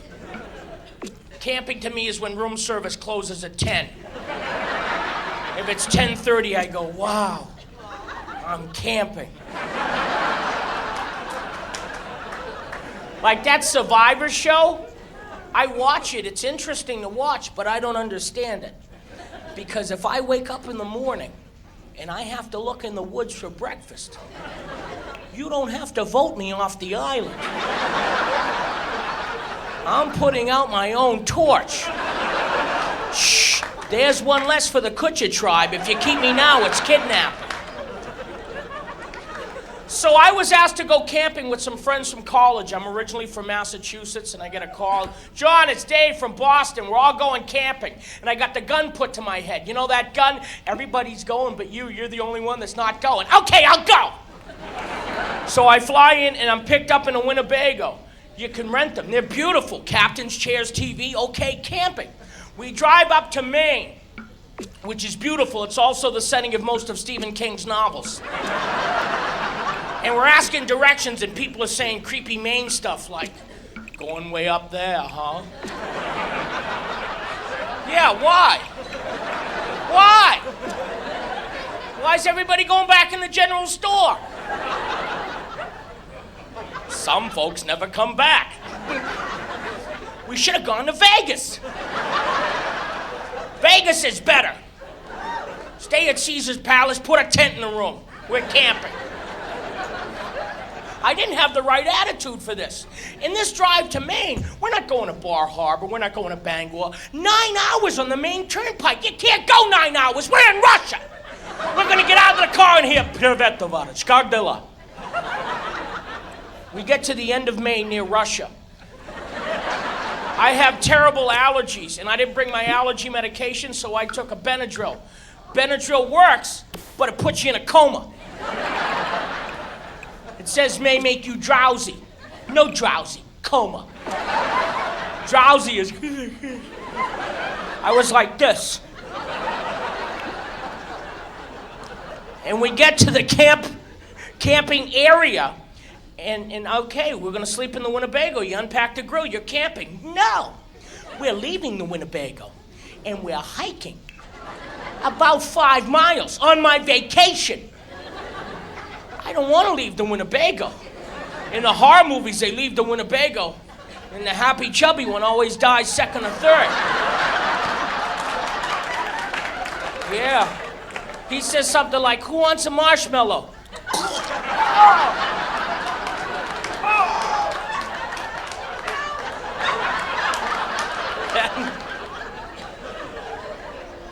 They made me walk because we're losing the daylight. And nobody knew what they were doing, really. Everybody said, oh, yeah, we know what we're doing. You need guides up there for a lot of things. You should have a guide, I'm saying. Well, forget it. We'll go to a hotel. If you don't have a guide, you hear about this every summer. People go up there and they hike and they get lost. And some people die. They die of exposure, starvation. Sometimes they're barely rescued. And I'd hate for us to get lost up there. And everybody dies of starvation. Except me. And there I am when they rescue me. I feel pretty good. You can see it in my face a little, can't you?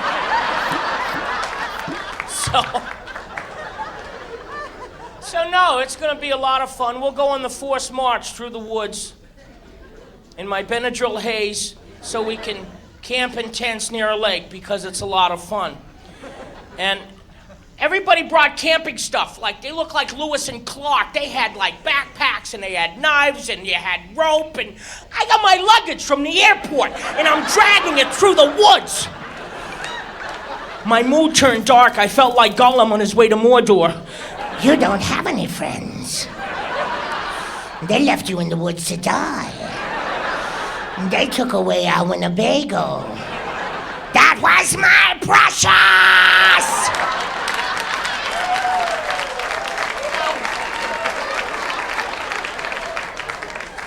John, time to set up the tent. Fishing pool is nice and cool, juicy, sweet. I snapped out of my Gollum, and they told me They said, if we see bears, don't feed them. First of all, I ain't a squirrel. Come here! Who's gonna claw me to death? Come on! And second of all, we didn't bring that much. He ain't getting anything from me. I'll fight him for the cold cuts. Put down the pastrami, Yogi. Your boo-boo gets it. You can have the coleslaw. That's deli salad. And I'm worried about the bears. They said, don't worry about the bears. We have tents. He's never gonna get in there. How's he gonna unzip the tent with his paw? Just see a 1,000-pound Kodiak outside my tent going, son of a bitch. How'd he get in there? How was camping, John? I was raped by a bear. I'm here to tell you, Ben was not so gentle. You have to set up a small city when you camp. You gotta set up the tent, you gotta start a fire. They gave me a tent to put up. This is your tent, John. You get your own tent. Thank you. I slept on top of mine. I rolled myself in it. I was exhausted. I woke up in the middle of the night and I had to pee in the woods. There's stuff in the woods. There was a possum. They're creepy. They're like the perverts of the forest. Thing was staring at me like,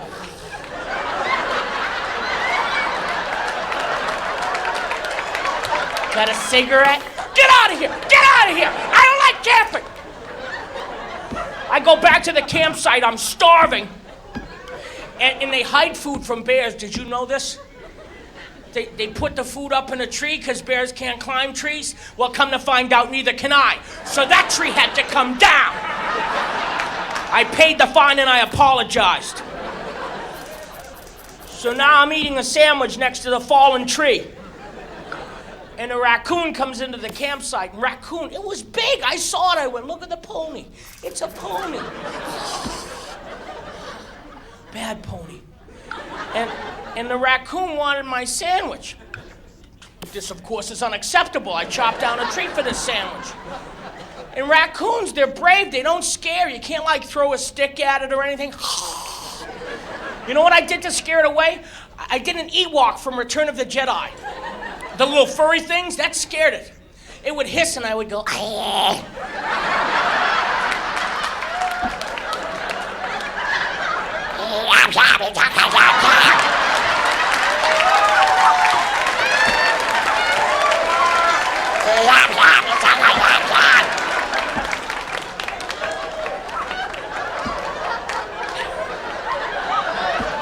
Everybody wakes up, sees me, in front of the campfire,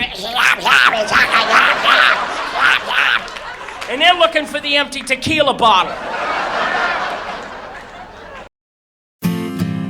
Hey, Hampton Roads homeowners. Chris Subiando here, founder of WSC Smart Home Designers. Quick question. How long have you been dealing with tech that underperforms or looks outdated? If the answer is too long, WSC can fix that. Since 2011, our locally owned veteran-led team has helped homeowners transform their spaces to sound, look, and function seamlessly. Tap Book now to schedule your free in-home consultation and experience quality tech built around your taste. Mazda? Once you discover the Mazda CX-90, Mazda? It doesn't take long to get it. With 3-row seating and safety features like radar cruise control and rear cross traffic alert to carry you and your peace of mind. It will have you saying, Mazda. The Mazda CX-90. It's made to move you. Every Mazda SUV offers you an elevated driving experience and refined performance.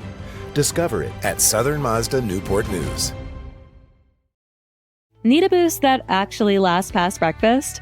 Garden of Life Vanilla Raw Organic Protein gives you 22 grams of clean, organic, plant-based protein, plus 5 grams of fiber and 0 sugar. That means lasting energy, sustained fullness, and easy digestion. Smooth, delicious, and certified organic, it's the protein that's designed to keep up with everything you do. Power your mornings, fuel your day, and feel the difference with Garden of Life.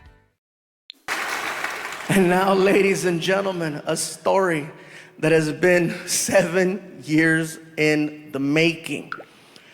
I would like for you to now hear, for the first time ever, the other side of that story. Ladies and gentlemen, I flew him here to Hawaii so that he can share this with you. Give it up for my friend, Mr. G. Ride.